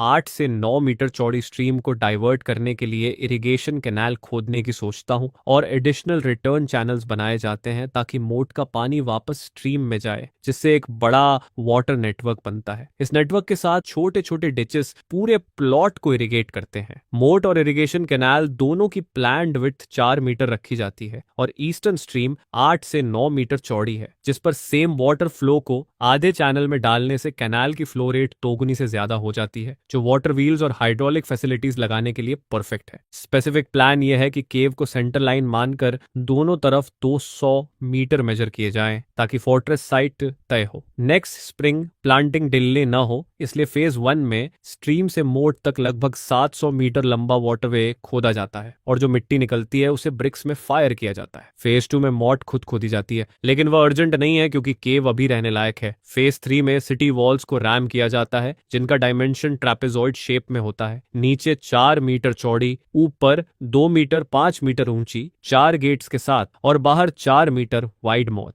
जिस पर इस एरा में कोई ब्रीच नहीं कर सकता। फेज 4 में 700 मीटर रिटर्न चैनल खोदी जाती है जिसकी मिट्टी से छोटे ब्रिक्स बनते हैं जिनसे सिटी के अंदर हाउसेस और फैसिलिटीज बनती हैं। पूरा प्रोजेक्ट ज्यादा से ज्यादा 3 साल में पूरा होना चाहिए, नहीं तो केव सब अकोमोडेट नहीं कर पाएगी। अगली सुबह जैसे ही ट्राइब मेंबर्स बाहर आते हैं मैं काम असाइन करना शुरू करता हूँ। आज बहुत काम है इसलिए फूड गैदरिंग पूरी तरह रोक दी जाती है। न्यूकमर्स के पास अभी पोट्री नहीं है जिस पर फ्लिंट को को सिरेमिक्स फायर करने का काम मिलता है। चिल्ड्रन ग्रास बंडलिंग जारी रखते हैं और उन्हें मेरे डेमोन्स्ट्रेशन के अनुसार बंडल्स बांधने होते हैं ताकि स्टोरेज और ट्रांसपोर्ट आसान हो। चर्प, स्किप, रीड और ब्रुक बैक माउंटेन पर जाते हैं डेविल थॉर्न सैपलिंग्स काटने के लिए ताकि स्पीयर्स बन सके। विमेन को 2 टीम्स में डिवाइड किया जाता है। बड़ी ग्रुप वैली में साइजल हार्वेस्ट करने जाती है और पोर्टर 6 ब्लू एंटेलोप्स के साथ बड़े बास्केट्स लाद कर ट्रांसपोर्ट संभालता है। छोटी गैदरिंग ग्रुप फॉरेस्ट में वैक्स ट्रीज की बार्क स्क्रैप करती है क्योंकि वैक्स इंसेक्ट्स का सिक्रीशन ब्रॉन्ज मोल्ड्स कास्टिंग के लिए यूजफुल होता है। बाकी सभी मेन लॉगिंग पर लगाए जाते हैं। पहले लेग जितने मोटे ट्रीज काटे जाते हैं ताकि लाइव स्टॉक पेन्स बन सकें और ब्रांचेस को स्प्लिट करके फायरवुड बनाया जाता है जिसे मैं चारकोल बनाने के लिए यूज करता हूँ। कॉपर स्मेल्टिंग के लिए जितना ज्यादा हो उतना बेहतर है। ट्रांसपोर्ट ब्लू एंटेलोप्स संभालते हैं और जरूरत पड़ी तो बेबी मैमथ्स मदद करेंगे। ट्राइब मेंबर्स कंफ्यूज होते हैं क्योंकि उनके हिसाब से ऑटम फूड स्टोर करने का समय होता है, लेकिन मैं उन्हें समझाता हूँ कि हमारे पास नेक्स्ट स्प्रिंग तक काफी फूड है, खासकर फिश। और हाल में पकड़ी गई फिश के पेट में एग्स थे जिस पर अगर हम ऐसे ही फिशिंग करते रहे तो रिवर की फिश पॉपुलेशन घटेगी, इसलिए उन्हें रेस्ट देना जरूरी है। सबके जाने के बाद मैं अपना काम शुरू करता हूँ। पहले अवेलेबल फायरवुड से चारकोल बनाता हूँ, फिर कैलिन और शेल क्ले से क्रूसिबल्स और लेडल्स बनाता हूँ ताकि रिफाइनिंग और एलॉयज बना सकूं। इसके बाद रिफ्रैक्टरी क्ले से स्क्वायर मोल्ड्स बनाता हूँ जिनमें कॉपर और टिन चॉकलेट बार जैसे इनगोट्स में कास्ट होते हैं और जरूरत के अनुसार कॉपर टिन रेशियो एडजस्ट करके अलग अलग टूल्स बनाए जाते हैं। चारकोल और मोल्ड्स रेडी होने के बाद मैं स्मेल्टिंग फर्नेस बनाना शुरू करता हूँ। ऑर्डिनरी क्ले को पॉटरी शार्ड्स और चॉप्ड ग्रास के साथ मिलाकर मड बनाता हूँ और सिलिंड्रिकल फर्नेसेस बनाता हूँ जो करीब 40 सेंटीमीटर डायमीटर के होते हैं। ऐसे 4 फर्नेसेस बनते हैं ताकि 7 फायर करने पर टाइम बचे। फिर पाइथन स्किन से सिंपल लेदर बेलोज बनाता हूँ। फ्लिंट क्यूरियस होता है कि मैं क्या नया बना रहा हूँ। सारी तैयारी पूरी होने पर दुनिया का पहला प्रिमिटिव स्मेल्टिंग इक्विपमेंट सेट तैयार हो जाता है और बस कल तक चारकोल रेडी होने और फर्नेसेस ड्राई होने का इंतजार रहता है। चर्प और उसके पूरे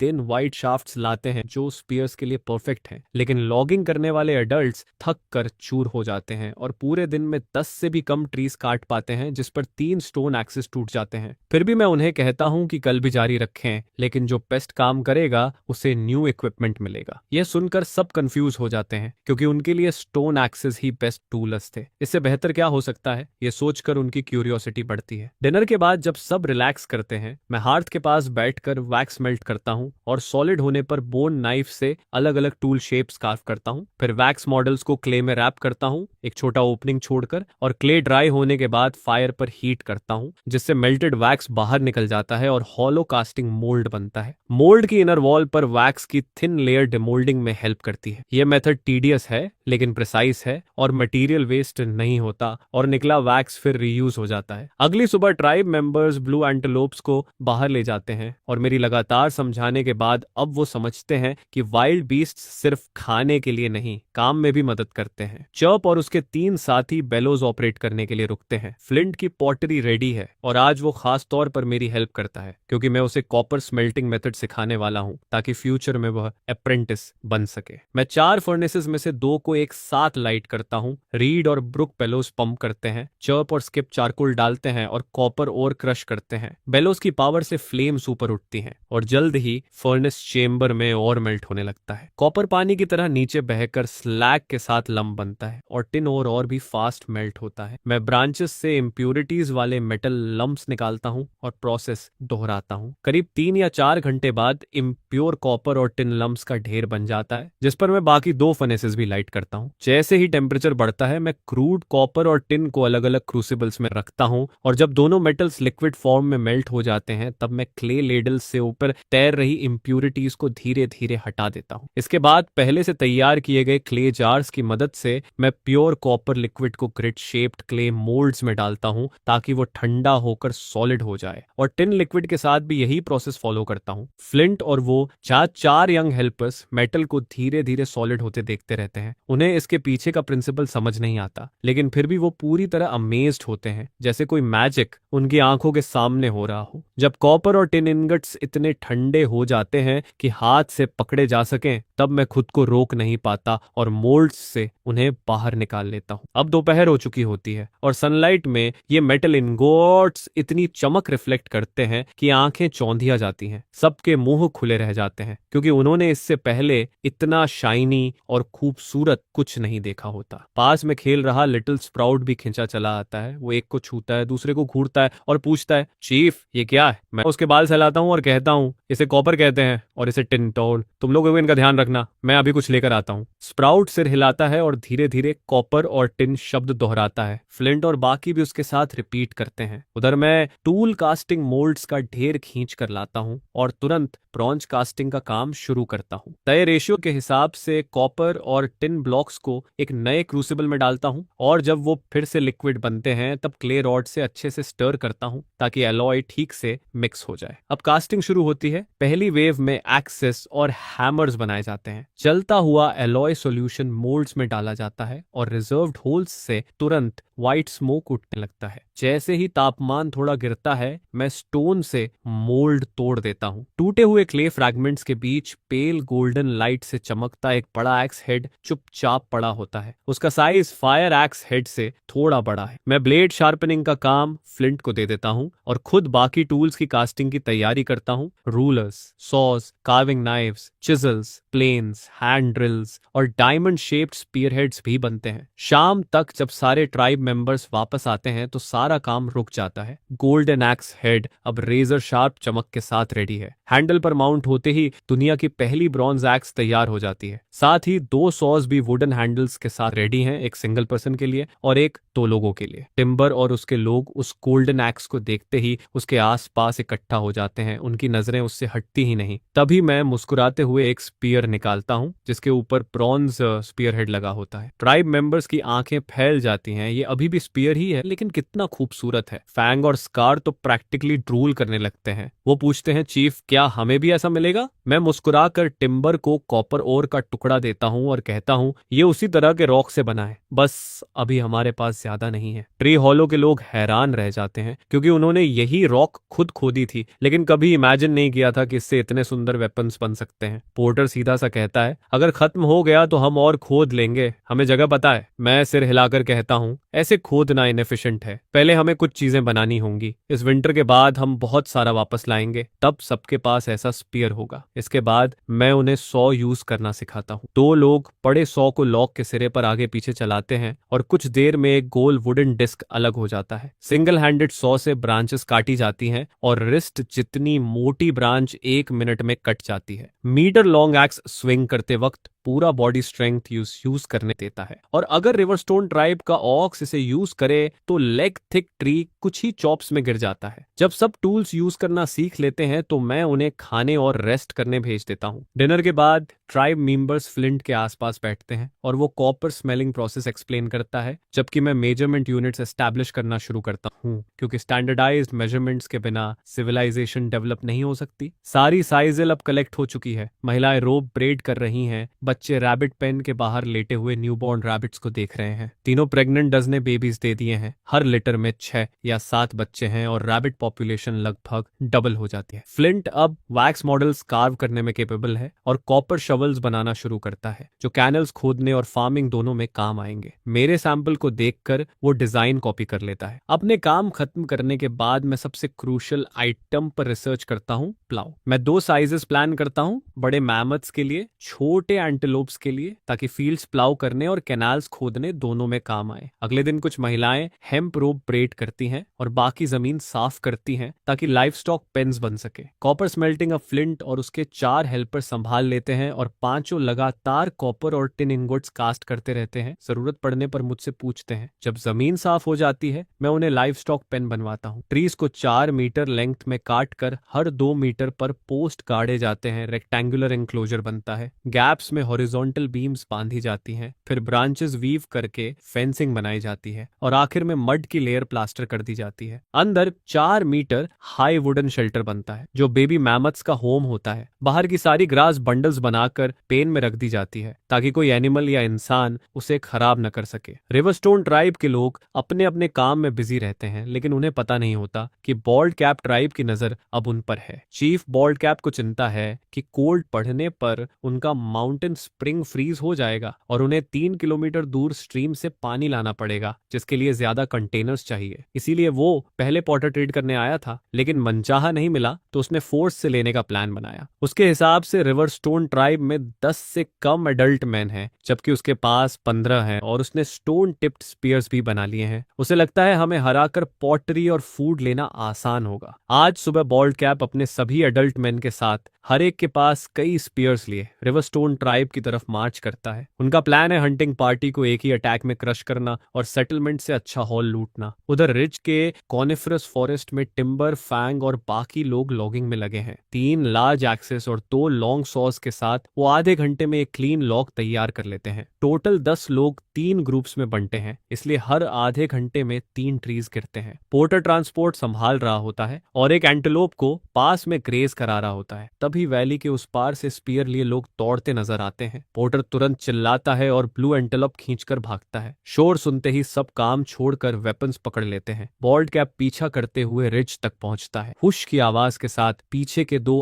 एंटेलोप्स स्पीयर से गिरते हैं और बाकी 4 उन्हें घसीटते हुए ग्रास माउंटेन की तरफ भागते हैं। यह देखकर रिवरस्टोन के लोग स्टोन एक्सेस बेल्ट से निकालकर फेंकते हैं और 3 एनिमीज तुरंत गिरते हैं, 2 घायल होते हैं। अब सिर्फ 10 आगे बढ़ते हैं। बॉल्ड कैप गुस्से में दूसरा स्पीयर वॉली ऑर्डर करता है, लेकिन टिम्बर का ग्रुप ट्रीज के पीछे छिप जाता है और सारे स्पीयर जमीन में तिरछे धंस जाते हैं। यह देखकर स्कार और बाकी लोग फिर से पेड़ों के पीछे से निकलते हैं और उसी पल 9 व्हाइट शाफ्ट स्पीयर्स एक साथ हवा चीरते हुए उड़ते हैं, जिस पर बॉल्ड कैप की ट्राइब के 4 और आदमी तुरंत गिर जाते हैं। बाकी लोग डरकर पेड़ों के पीछे छिप जाते हैं और स्कार का ग्रुप भी फिर से कवर ले लेता है। अगली चाल का इंतजार करता है, लेकिन सामने से कोई आवाज नहीं आती। उन्हें नहीं पता होता कि बॉल्ड कैप अंदर ही अंदर डर से जकड़ जाता है, क्योंकि सामने वाला दुश्मन उसकी कल्पना से कहीं ज्यादा टेरिफाइंग है और उसे अब एहसास होता है कि रिवरस्टोन ट्राइब में लोग उसकी उम्मीद से ज्यादा है, जबकि उसकी तरफ अब सिर्फ 8 लोग बचे हैं, जिनमें 2 घायल हैं। ऐसे में लड़ाई जारी रखना नामुमकिन है, जिस पर वो तुरंत बचे हुए लोगों को लेकर केव की तरफ भाग जाता है। उधर लिटिल स्प्राउट मेरा हाथ पकड़कर 2 मैमथ्स की तरफ खींचता है, क्योंकि वो चाहता है कि मैं उनके नाम रखूं। बड़े वाले का नाम मैं ऐश रखता हूं और छोटे वाले का बो।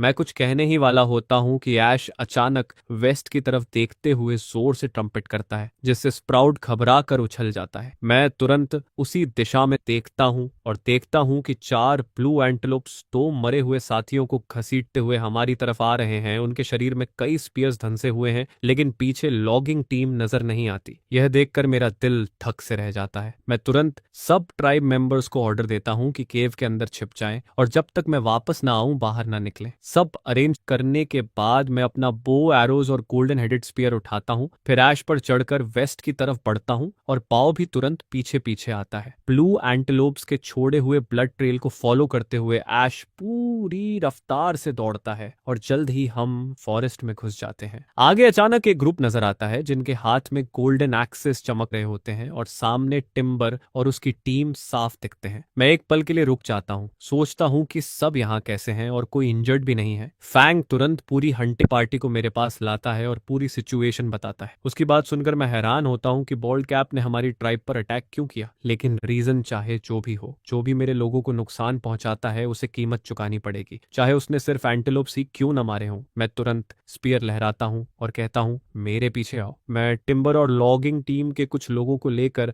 बॉल्ड कैप की ट्राइब की तरफ बढ़ता हूँ। करीब दोपहर 2 बजे हम उनके केव के पास पहुंचते हैं, लेकिन एंट्रेंस के सामने का क्लियरिंग पूरी तरह खाली होता है। केव का मुंह एक जायंट बोल्डर से बंद है, लेकिन एक बड़ा गैप अभी भी खुला है, जिसमें से कई जोड़ी आंखें झांक रही हैं और बॉल्ड कैप भी उनमें शामिल है। उसे सबसे ज्यादा डर इसी बात का था कि हम रिवेंज लेने आएंगे, और वही होता है। हम सच में आए हैं और हमारी लाइनअप देखकर उसका पछतावा साफ दिखता है, क्योंकि क्योंकि सामने मैं ऐश पर सवार हूँ, हाथ में चमकता गोल्डन हेडेड स्पीयर लिए। मैं तुरंत बो निकालता हूँ और एरो चढ़ाता हूँ। अगले ही पल एक चीख सुनाई देती है। बॉल्ड कैप की आंख के आर पार एरो चला जाता है। मैं ऑक्स, स्टोन और सिक्स को इशारा करता हूँ कि बोल्डर हटाओ। तो तीनों आगे बढ़कर पूरी ताकत लगाते हैं, लेकिन बोल्डर मुश्किल से हिलता है। मैं गैप की तरफ बढ़ता हूँ और एक और एरो रेडी करता हूँ। बोल्डर के पीछे कई आदमी उसे थामे हुए होते हैं और जैसे ही एरो छूटता है, दो आदमी आर पार छिद जाते हैं। बाकी लोग डरकर पीछे हट जाते हैं और ऑक्स व बाकी दो आखिरकार बोल्डर को हटा देते हैं। बोल्डर के पीछे पड़े तीन घायल शरीर दबकर खून से लथपथ हो जाते हैं और कुछ ही पलों में उनकी सांस खत्म हो जाती है। केव का मुंह अब पूरी तरह खुला है। अंदर पीली आग की रोशनी झिलमिलाती है। महिलाएं और बच्चे घास के ढेर में दुबके कांप रहे होते हैं। 5 एडल्ट मैन बचे हैं, जिनमें 3 स्पीयर्स पकड़े सामने खड़े हैं और 2 घायल पीछे पड़े कराह रहे हैं। मैं स्पीयर पकड़े अंदर बढ़ता हूँ और टिम्बर व बाकी लोग गोल्डन एक्सिस के साथ पीछे चलते हैं। तीनों आदमी हमारे सामने कांपते हुए कुछ बड़बड़ाते हैं, जैसे दया मांग रहे हो, लेकिन हाथ में वेपन लिए दया मांगना मुझे मंजूर नहीं। मैं स्पीयर घुमाकर उनके स्पीयर जमीन पर गिरा देता हूँ। तभी पीछे पड़ा एक घायल आदमी चुपके से पत्थर उठाता है, शायद आखिरी कोशिश करना चाहता है, लेकिन मैं तुरंत स्पीयर आगे बढ़ाता हूँ और उसका सीना आर पार हो जाता है। मैं गरज कर कहता हूँ, सब घुटनों पर बैठो,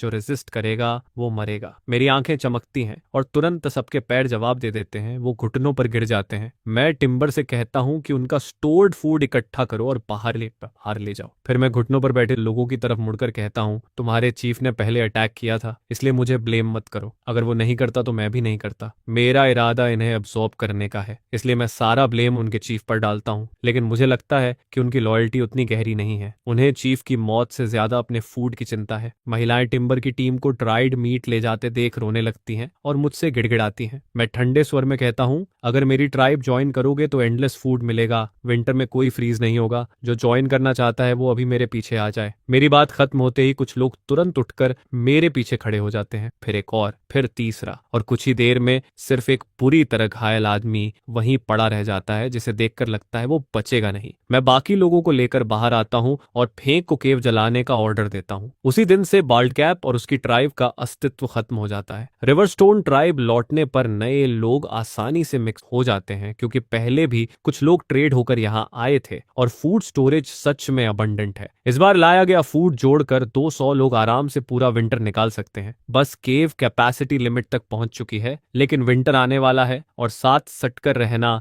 ज्यादा गर्म रखेगा। नए लोग ये देखकर चकित होते हैं कि रिवरस्टोन ट्राइब वाइल्ड बीस्ट भी पालती है, खासकर बो और ऐश जैसे जायंट क्रीचर्स। इससे उन्हें ट्राइब की स्ट्रेंथ का नया एहसास होता है और वो रिवरस्टोन का हिस्सा बनकर गर्व महसूस करते हैं। महिलाएं रोप परेड करती रहती हैं। केव में बंडल्स का ढेर लग जाता है और पुरुष लॉगिंग जारी रखते हैं। ट्रंक्स बिल्डिंग मटेरियल बनते हैं, ब्रांचेस किल और फायरवुड में बदलती हैं। मैं भी खाली नहीं हूँ, वुडवर्किंग टूल्स बनाता हूँ और 50 ब्रॉन्ज शवल्स कास्ट करता हूँ। अब फेज 1 इरिगेशन कैनाल प्रोजेक्ट शुरू करना जरूरी है। मैं हेम्प रोप से मेजरिंग कॉर्ड बनाकर फोर्ट्रेस की पोजीशन नॉर्थ में मेजर करता हूँ और चारों कॉर्नर्स पर वुडन पोस्ट्स काटकर कैनाल रूट तय करता हूँ। फिर ब्रिक किलन बनाने की बारी आती है, क्योंकि कैनाल खोदते समय बहुत सॉइल निकलेगी और मैं प्लान करता हूँ कि कैनाल डिगिंग और ब्रिक मोल्ड मेकिंग साथ साथ चले। ग्रे ब्रिक्स बनाने के लिए ज्यादा वाटर चाहिए, इसलिए किलन साइट स्ट्रीम के पास चुनी जाती है। फ्लिंट पहले ही कई रेड ब्रिक्स बना चुका है और वही किलन बनाने में काम आती है। सिलिंड्रिकल ब्रिक किलन बनाने में पूरी ट्राइब लगती है और 5 दिन में वो तैयार होता है। ब्रिक मोल्ड्स बनाकर तैयारी पूरी होती है और अब मेरा जायंट प्लाउ डेब्यू करता है। 2 मीटर वाइड वुडन फ्रेम के नीचे 4 ब्रॉन्ज प्लाउ शेयर्स लगे होते हैं, जो आगे बढ़ते ही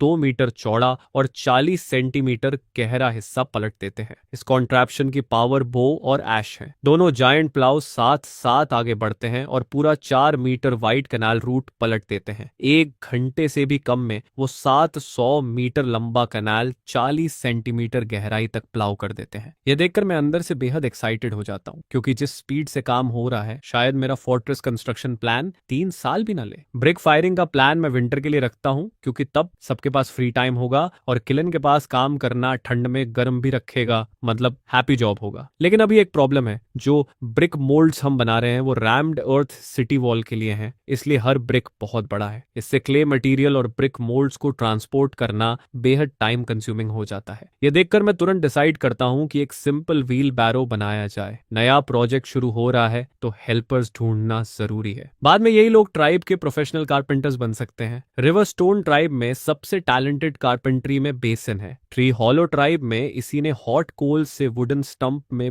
बकेट जैसा हॉलो जलाकर बनाया था। दूसरा है ऑनेस्ट पोर्टर, जो ज्यादा बोलता नहीं लेकिन काम में बेहद सॉलिड है। अपनी पास्ट लाइफ की कार्ड्स की मेमोरी से डिजाइन मॉडिफाई करके हम तीनों पूरा दिन लगाकर पहला व्हील बैरो बनाते हैं। जैसे ही तैयार होता है उसे वर्क क्रू को दे दिया जाता है। लोग इस नए ट्रांसपोर्ट टूल में काफी इंटरेस्ट लेते हैं। शोल्डर और हाथ से ढोने की तुलना में यह कम थकाऊ लगता है, लेकिन मैं पूरी तरह सेटिस्फाइड नहीं हूं। मैं नोटिस करता हूं कि टर्न लेते वक्त व्हील बैरो लेफ्ट और राइट वॉबल करता है। इस रेट से तो जल्दी टूट जाएगा। प्रॉब्लम समझते ही मैं एक्सेल एक्सटेंड करने का इंप्रूवमेंट शुरू कर देता हूं। अपने दो असिस्टेंट्स को समझाकर हम तीनों अपने अपने हिस्से पर काम करते हैं। दूसरी बिल्ड पहली से काफी फास्टर होती है। 2 घंटे बाद सेकंड जनरेशन व्हील बैरो तैयार हो जाता है और इस बार वॉबल नहीं होता। तुरंत वर्क एफिशिएंसी बढ़ जाती है। अब यही सेकंड कार प्रोडक्शन मॉडल बन जाता है और हम मास मैन्युफैक्चरिंग शुरू करते हैं। पहले फेज में 30 यूनिट्स बनते हैं। मेन और विमेन मिलाकर डोजन्स एडल्ट लेबरर्स हैं और ये व्हील बैरोज सॉइल हॉल करने के लिए परफेक्ट हैं। फ्यूचर में हेवी यूज होगा। आने वाले दिनों में कारपेंटर ट्रियो हर 2 दिन में 3 व्हील बैरोज बनाता है और फेज 1 इरिगेशन कैनाल तेजी से आगे बढ़ता है। ब्रिक मेकिंग का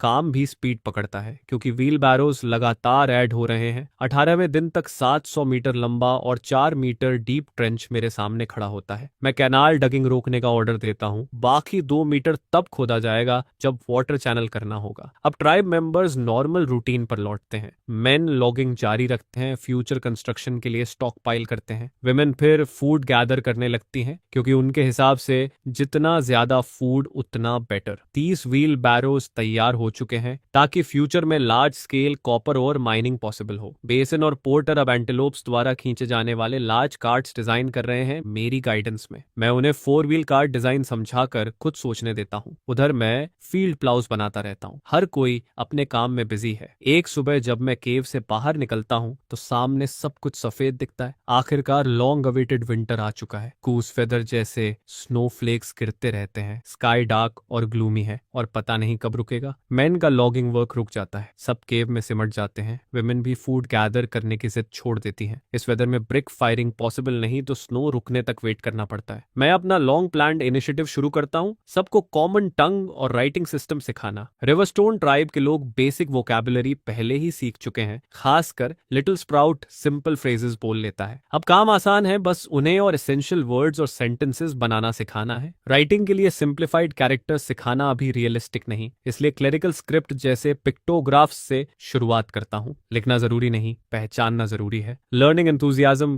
लाने के लिए मैं रूल बनाता हूँ। डिनर से पहले प्रोग्रेस चेक होगी। जो रिसाइट नहीं करेगा उसे हाफ रेशन, जो बेस्ट करेगा उसे रिवॉर्ड। स्ट्रैटेजी परफेक्ट काम करती है। ट्राइब मेंबर्स मोटिवेटेड हो जाते हैं, खासकर बच्चे जो लेसन्स के बाद ग्रुप्स में प्रैक्टिस करते हैं। कुछ दिन बाद स्नो रुक जाता है और ब्रिक फायरिंग ऑफिशियली शुरू होती है। 2 किलन्स पर्सनली डेमोन्स्ट्रेट करने के बाद मैं काम ट्राइब को सौंप देता हूँ। उन्हें रोज काम नहीं करना, बस किलन लोड और अनलोड के समय। बाकी फायरिंग और कूलिंग टाइम है। दिन ऐसे ही गुजरते हैं। रोज लैंग्वेज और कैरेक्टर्स पढ़ना, हर कुछ दिन ब्रिक्स मूव करना। सिंपल लेकिन फुलफिलिंग लाइफ। जब फ्री होते हैं तो मोस्टली मेन ऑर्नामेंटल एक्सेसरीज बनाते हैं। बोन नेकलेसेस, फेदर्स और कई चीजें। मुझे समझ नहीं आता तो एल्डर हॉर्न बताता है कि स्प्रिंग में कई ट्राइब्स गैदरिंग करते हैं ताकि इन ब्रीडिंग और जेनेटिक डिग्रेडेशन ना हो। अगर वुमन को कोई मैन पसंद आता है तो वो उसकी ट्राइब ज्वाइन करती है। स्टैंडर्ड है स्ट्रेंथ, ट्राइब पावर और फूड अबंडेंस, और बोन ऑर्नामेंट से यह देखा जाता है। अगर किसी के पास लॉन्ग थाई बोन वेपन है तो समझो ट्राइब स्ट्रांग है। ये सुनकर मुझे इंस्पिरेशन मिलता है। लगता है मैं खुद कुछ मिस कर रहा हूँ। बोन नेकलेसेस में मेरी इंटरेस्ट नहीं है। मैं डिसाइड करता हूँ कि सॉलिड स्टाइल एक्सेसरीज बनाऊं। यूजुअली गोल्ड, सिल्वर, जेडे या लेदर से बनते हैं, लेकिन हमारे पास गोल्ड नहीं है तो मैं ओपन वर्क कॉपर से अपना क्राउन बनाता हूँ। टिम्बर के लिए टिन से सिल्वर कलर्ड सर्कल बनाता हूँ और वो खुश हो जाता है। बाकी एडल्ट मैन भी एनिमल, हाइट, वुड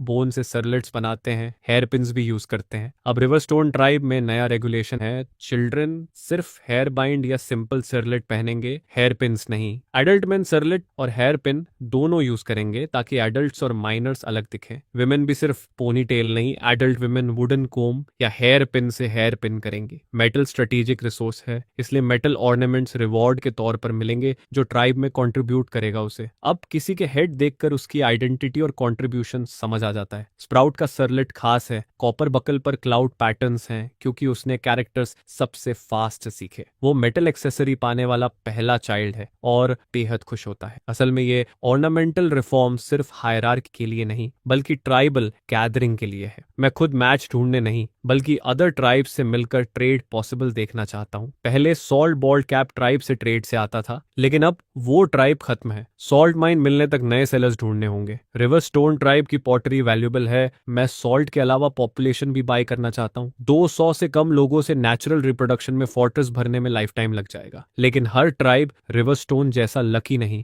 जो फूड अबंडेंट हो और डेवलपमेंट प्लान सोच सके। ईस्ट में ब्लैक विस्कर ट्राइब है, करीब 150 लोगों का मीडियम साइज्ड ट्राइब। उनका मेजर डिफरेंस है फेथ। वो ब्लैक रैट को वर्शिप करते हैं और उनके पास शामन है जो डिवाइन मेट्रन ब्लैक विस्कर नाम की एल्डरली वुमन से कम्युनिकेट करती है। इस विंटर मेट्रन ब्लैक विस्कर दावा करती है कि उसे डिवाइन गाइडेंस मिला है। उसे चिंता है कि उनकी स्टोर्ड फूड नेक्स्ट स्प्रिंग तक नहीं चलेगी, जिस पर वो चीफ से कहती है कि हंटिंग पार्टी लेकर बाहर जाओ और नया फूड ढूंढो। इस तरह ब्लैक विस्कर ट्राइब का चीफ विस्कर 19 आदमियों को लेकर हंटिंग पर निकलता है। कुछ ही समय बाद उन्हें एक अजीब चीज दिखती है। उनके ट्राइब के वेस्ट वाले फॉरेस्ट एज के पास कभी कभी थिक ब्लैक स्मोक उठता दिखता है। यह साफ है कि यह इंसानों ने जानबूझकर जलाया है, लेकिन वेस्ट में लोग कब से बस गए। बहुत पहले वो वेस्टर्न फॉरेस्ट एज तक गए थे, लेकिन 8 या 9 मीटर चौड़ी रिवर पार नहीं कर पाए, इसलिए फिर कभी इतना दूर नहीं गए। अब स्मोक की लोकेशन देखकर साफ है कि यह रिवर के पास ही है। चीफ विस्कर तुरंत यह बात मेट्रन ब्लैक विस्कर को बताता है। वह ज्यादा सरप्राइज नहीं होती बल्कि क्यूरियस होती है कि ये लोग बार बार फायर क्यों जला रहे हैं। उसकी समझ में फायर फूड पकाने के लिए होता है, अगर वार्मथ के लिए होता तो लगातार जलाते रहते। वो कंफ्यूज्ड है, इसलिए चीफ विस्कर को कहती है कि लोगों को लेकर जाकर जांच करो और अगर पॉसिबल हो तो ट्रेड भी ट्राई करो, शायद उनसे कुछ सीखने को मिले। इस तरह चीफ विस्कर अपनी टीम लेकर डिप्लोमेटिक मिशन पर निकलता है। उधर रिवर स्टोन ट्राइब में बेसिन और 6 ब्रिक किलन की रखवाली कर रहे हैं। बीच बीच में वो किलन चेक करते हैं और फायरवुड डालते हैं। रात से लेकर दोपहर तक फायरिंग चलती है। किलन के अंदर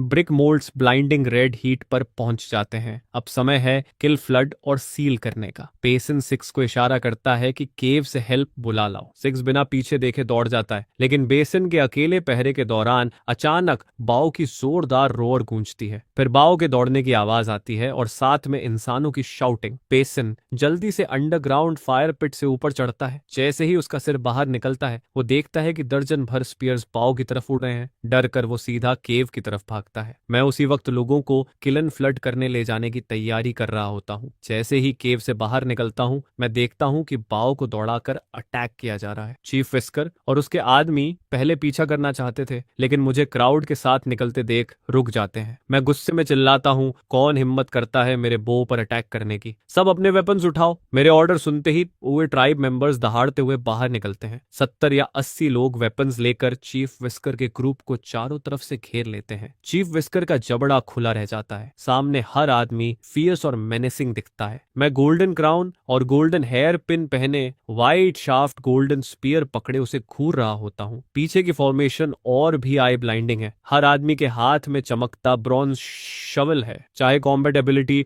जो भी हो, ये लाइनअप ही उन्हें इमोबिलाइज करने के लिए काफी है। वो देखता है कि सिचुएशन कंट्रोल में है तो वो खुश होकर मेरे पीछे खड़ा हो जाता है और बोरोड अथॉरिटी में चीफ विस्कर पर रोर करता है। मैं उसकी ट्रंक थपथपाकर उसे शांत करता हूँ और चीफ विस्कर की तरफ मुड़ता हूँ। ये मैमथ हमारा है, तुमने उस पर अटैक क्यों किया? चीफ विस्कर हक्का बक्का रह जाता है। उसने कभी इमेजिन नहीं किया था कि नेबरिंग नेबरिंग ट्राइब इतने बड़े बीस्ट को कंट्रोल कर सकती है। तब ऐश भी शोर सुनकर दौड़ता हुआ आता है, जो बाव से भी बड़ा है, और उनके पास खड़ा होकर क्यूरियस होकर सराउंडेड ग्रुप को देखता है। चीफ विस्कर और उसके लोग स्टिफ हो जाते हैं। मैं भौहें सिकोड़ता हूँ और एल्डर हॉर्न को कहता हूँ कि उनसे पूछो ये कौन है और क्यों आए हैं। एल्डर हॉर्न वर्ड्स और जेस्चर्स से मेरी बात ट्रांसलेट करता है और मेरा आइडेंटिटी बताता है कि मैं चीफ हूँ। चीफ विस्कर तुरंत अपोलोजाइज करता है। उसे नहीं पता था कि ये मॉन्स्टर्स के ओनर्स हैं, इसलिए उसने विंटर प्रोविजंस के लिए हंट करने की सोची। फिर वो रोते हुए बताता है कि वो ट्रेड के लिए आया है। मैं सोचता हूँ कि अगर उनके पास कुछ इंटरेस्टिंग है तो ट्रेड पॉसिबल है। मैं पूछता हूँ तुम्हारे पास एक्सचेंज के लिए क्या है। चीफ विस्कर हेजिटेट करता है और कहता है क्या हम स्टोन बोल्स ट्रेड कर सकते हैं। उनके ट्राइब में कई स्टोन बोल्स हैं और हर ट्राइब के लिए एसेंशियल है। मैं कुछ कहूँ उससे पहले एल्डर हॉर्न बोलता है हमारे पास पॉटरी प्लेंटी है, अगर चाहिए तो सॉल्ट या पॉपुलेशन से ट्रेड कर सकते हो। अब चीफ विस्कर स्टन्ड होता है। उन्हें पॉटरी मिलेगी, वो भी ट्रेड में। एल्डर हॉर्न बच्चों से पॉटरी लाने को कहता है। 2 मिनट में वाटर जार, पॉट और बोल्स सामने आ जाते हैं। कुछ बच्चे एक्साइटमेंट में केव एंट्रेंस पर बैठकर बोल्स से मीट ब्रॉथ पी रहे होते हैं। चीफ विस्कर ने कभी इतनी मीठी अरोमा नहीं सूंघी। मैं उसे एक बोल ब्रॉथ भरकर देता हूँ। अगर टेस्ट नहीं करेगा तो वैल्यू नहीं समझेगा। वो बच्चों की तरह स्लर्प करता है। इंस्टेंट वार्मथ उसके थ्रोट से स्टोमिक तक जाती है और थोड़ी देर में पूरा बॉडी वार्म फील करता है। ये ब्रॉथ मैंने खास विंटर वार्डिंग के लिए बनाया है, पिग बोन्स और चिली पेपर्स के साथ। चीफ विस्कर पूरी तरह फ्लेवर से जीत लिया जाता है। वो तुरंत पॉपुलेशन के बदले क्ले पॉट्स लेने का फैसला करता है। सॉल्ट क्या है उसने सुना भी नहीं। एल्डर हॉर्न प्राइस रिपीट करता है, एक क्ले पॉट के बदले 2 अंडर एज बॉयज या एक adult women. Chief whisker price acceptable मानता है, लेकिन इस ट्रिप में वुमेन या चिल्ड्रन नहीं लाया। फिर वो शर्माते हुए कहता है कि क्या अभी पॉट ले जा सकता है और अगली बार लोग लाएगा। मैं तुरंत मना कर देता हूँ। क्रेडिट इम्पॉसिबल है, अगर वो डिफॉल्ट कर दें तो मैं फूल बन जाऊंगा। यह देखकर चीफ विस्कर एक बुल्जिक हाइड सैक निकालता है और मुझे देता है। वो कहता है इसमें फूड है, ज्यादा नहीं, लेकिन पॉटरी बोल ले जाने दो, अगली बार लोग लाएंगे। मैं कैजुअली सैक खोलता हूँ, लेकिन अगली ही पल मेरी नजर जम जाती है। ये पीनट्स है। मेरा दिमाग तुरंत विस्कर जेस्चर से बताता है कि उनका डेटी ब्लैक रैट है और पीनट्स रैट बरोज से निकाले जाते हैं। उनके ट्राइब में पीनट्स प्रेशियस नहीं है। मैं साइलेंटली नोट करता हूँ और एक लार्ज बास्केट निकालता हूँ। ऐसा फुल बास्केट पीनट्स पॉटरी के बदले ट्रेड हो सकता है, लेकिन शेल्स डैमेज नहीं होने चाहिए। चीफ विस्कर खुश होकर अग्री करता है और नेक्स्ट टाइम ज्यादा लाने का प्रॉमिस करता है। आखिर में वो large basket, clay pot, clay बोल और एक लेडल लेकर चला जाता है। उन्हें जाते देख अचानक मुझे फियर फील होता है। इस बार एक अननोन ट्राइब हमारे केव एंट्रेंस तक पहुंच गई। लकीली उनकी संख्या कम थी। अगर वो स्पेसिफिकली रिवरस्टोन ट्राइब पर अटैक करने आते तो शायद हम होल्ड कर लेते, लेकिन कैजुअलिटीज जरूर होती। मैं पहले ही डिफेंसिव फोर्टिफिकेशंस का प्लान बना चुका था, लेकिन इतनी बड़ी सिटी वॉल्स ऐसे ही एकदम से कैसे बन जाती। इस बीच के डिफेंसिव गैप पीरियड में मुझे पहले कुछ टेम्पररी डिफेंसिव वर्क्स तैयार करने होंगे जिन पर हम रिलाई कर सके। सबसे पहले मैं टिम्बर को कहता हूँ कि लोग लेकर ब्रिक किलन फ्लड और सील करते। फिर मैं केव के एंट्रेंस पर खड़ा होकर सोचता हूँ किलन पिछले 2 महीनों से लगातार फायरिंग कर रही है और हमने फिनिश्ड ब्रिक्स का मैसिव अमाउंट जमा कर लिया है। फोर्ट्रेस कंस्ट्रक्शन तो नेक्स्ट स्प्रिंग में शुरू होगा, तो अभी ये ब्रिक्स बस यूं ही आइडल पड़ी हैं। यही सोचते सोचते मेरे दिमाग में एक सिंपल और क्विक डिफेंसिव फोर्टिफिकेशन का आइडिया बनता है। अगली सुबह मैं सारे एडल्ट्स को इकट्ठा करता हूँ और उन्हें बताता हूँ कि केव को 3 साइड्स से वॉल्स बनाकर सराउंड किया जाएगा और सिर्फ ईस्ट साइड पर 2 मीटर चौड़ा गेट छोड़ा जाएगा। एंट्रेंस पर 3 मीटर ऊंचा स्टॉकेड मेन गेट होगा, जिसके सामने 4 लेयर्स में स्पीयर्स साइड बाय साइड बांधी जाएंगी। यह simple defensive wall grey bricks से डायरेक्ट स्टैक की जाएगी। इतनी कोल्ड वेदर में मुझे बस स्टैक्ड ब्रिक वॉल पर पानी डालना है ताकि वो फ्रीज होकर एक साथ जम जाए। स्प्रिंग आने पर जब वेदर वार्म होगा और थॉ होगा, तब भी ये ब्रिक्स फोर्ट्रेस कंस्ट्रक्शन में यूज हो सकती हैं। उनकी यूजेबिलिटी पर कोई असर नहीं पड़ेगा। अगले कुछ दिनों तक सभी एडल्ट्स मिलकर काम करते हैं। व्हील बैरोज और इतने सारे टूल्स की वजह से वॉल की हाइट आंखों के सामने तेजी से बढ़ती जाती है।